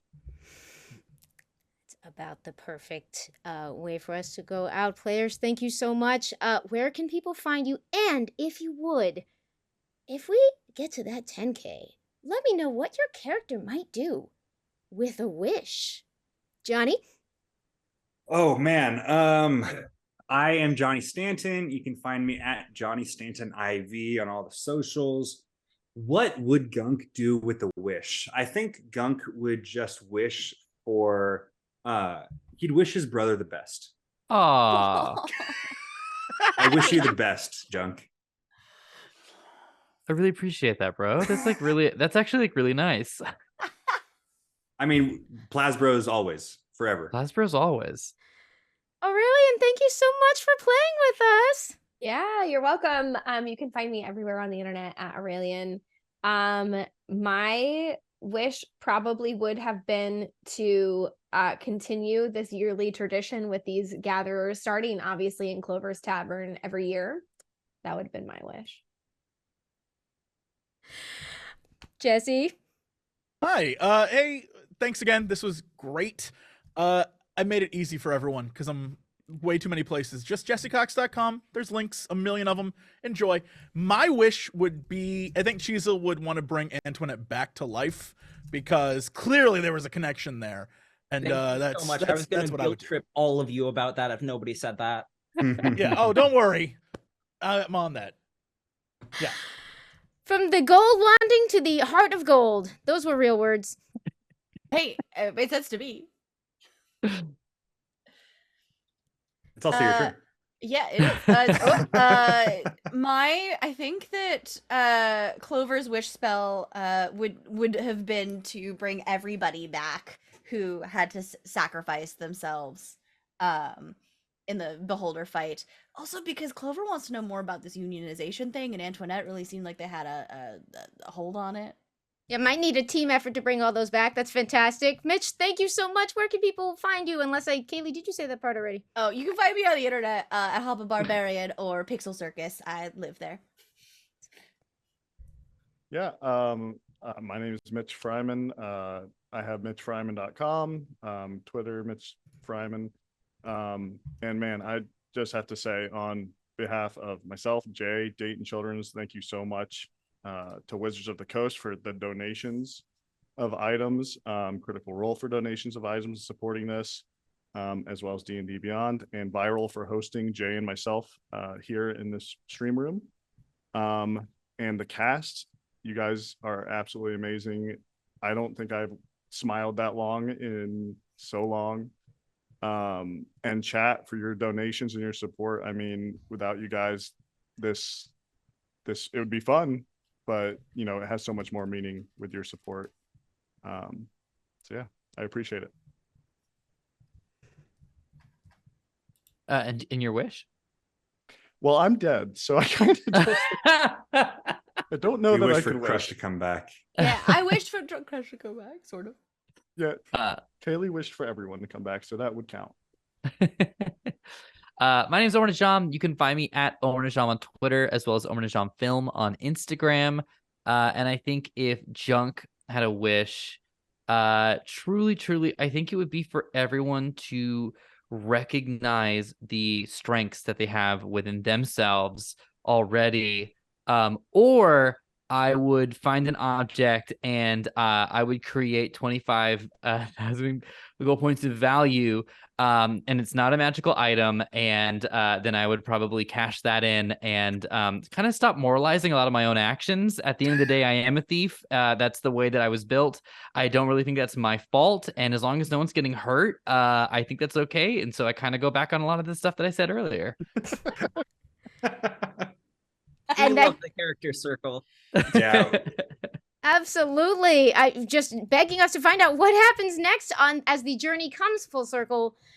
Thank you all so much. Thank you for making a difference with your donations and support today. They are going to support. I have a TikTok. Can you see that? It's Jeannie was there. Jeannie was there. Go follow Jay. Yeah, go follow me, please. Also, I created this whole like thing because my computer was visible in the background and I never even got to show it off. Look at my masterful beholder right there. It's so great. We love it. We appreciate you letting us. We needed your good DM face, but I'm so glad we got to share your incredible art as well. As Jay was saying earlier, today's donations are going to support mental health programs at Dayton Children's Hospital, which is a cause that means so much to so many of us here at the table and here at Wizards of the Coast. And we are so glad to be able to have fun for such a great cause. Thank you for making it happen. And we'll see you next time on D&D Beyond. Bye, everyone.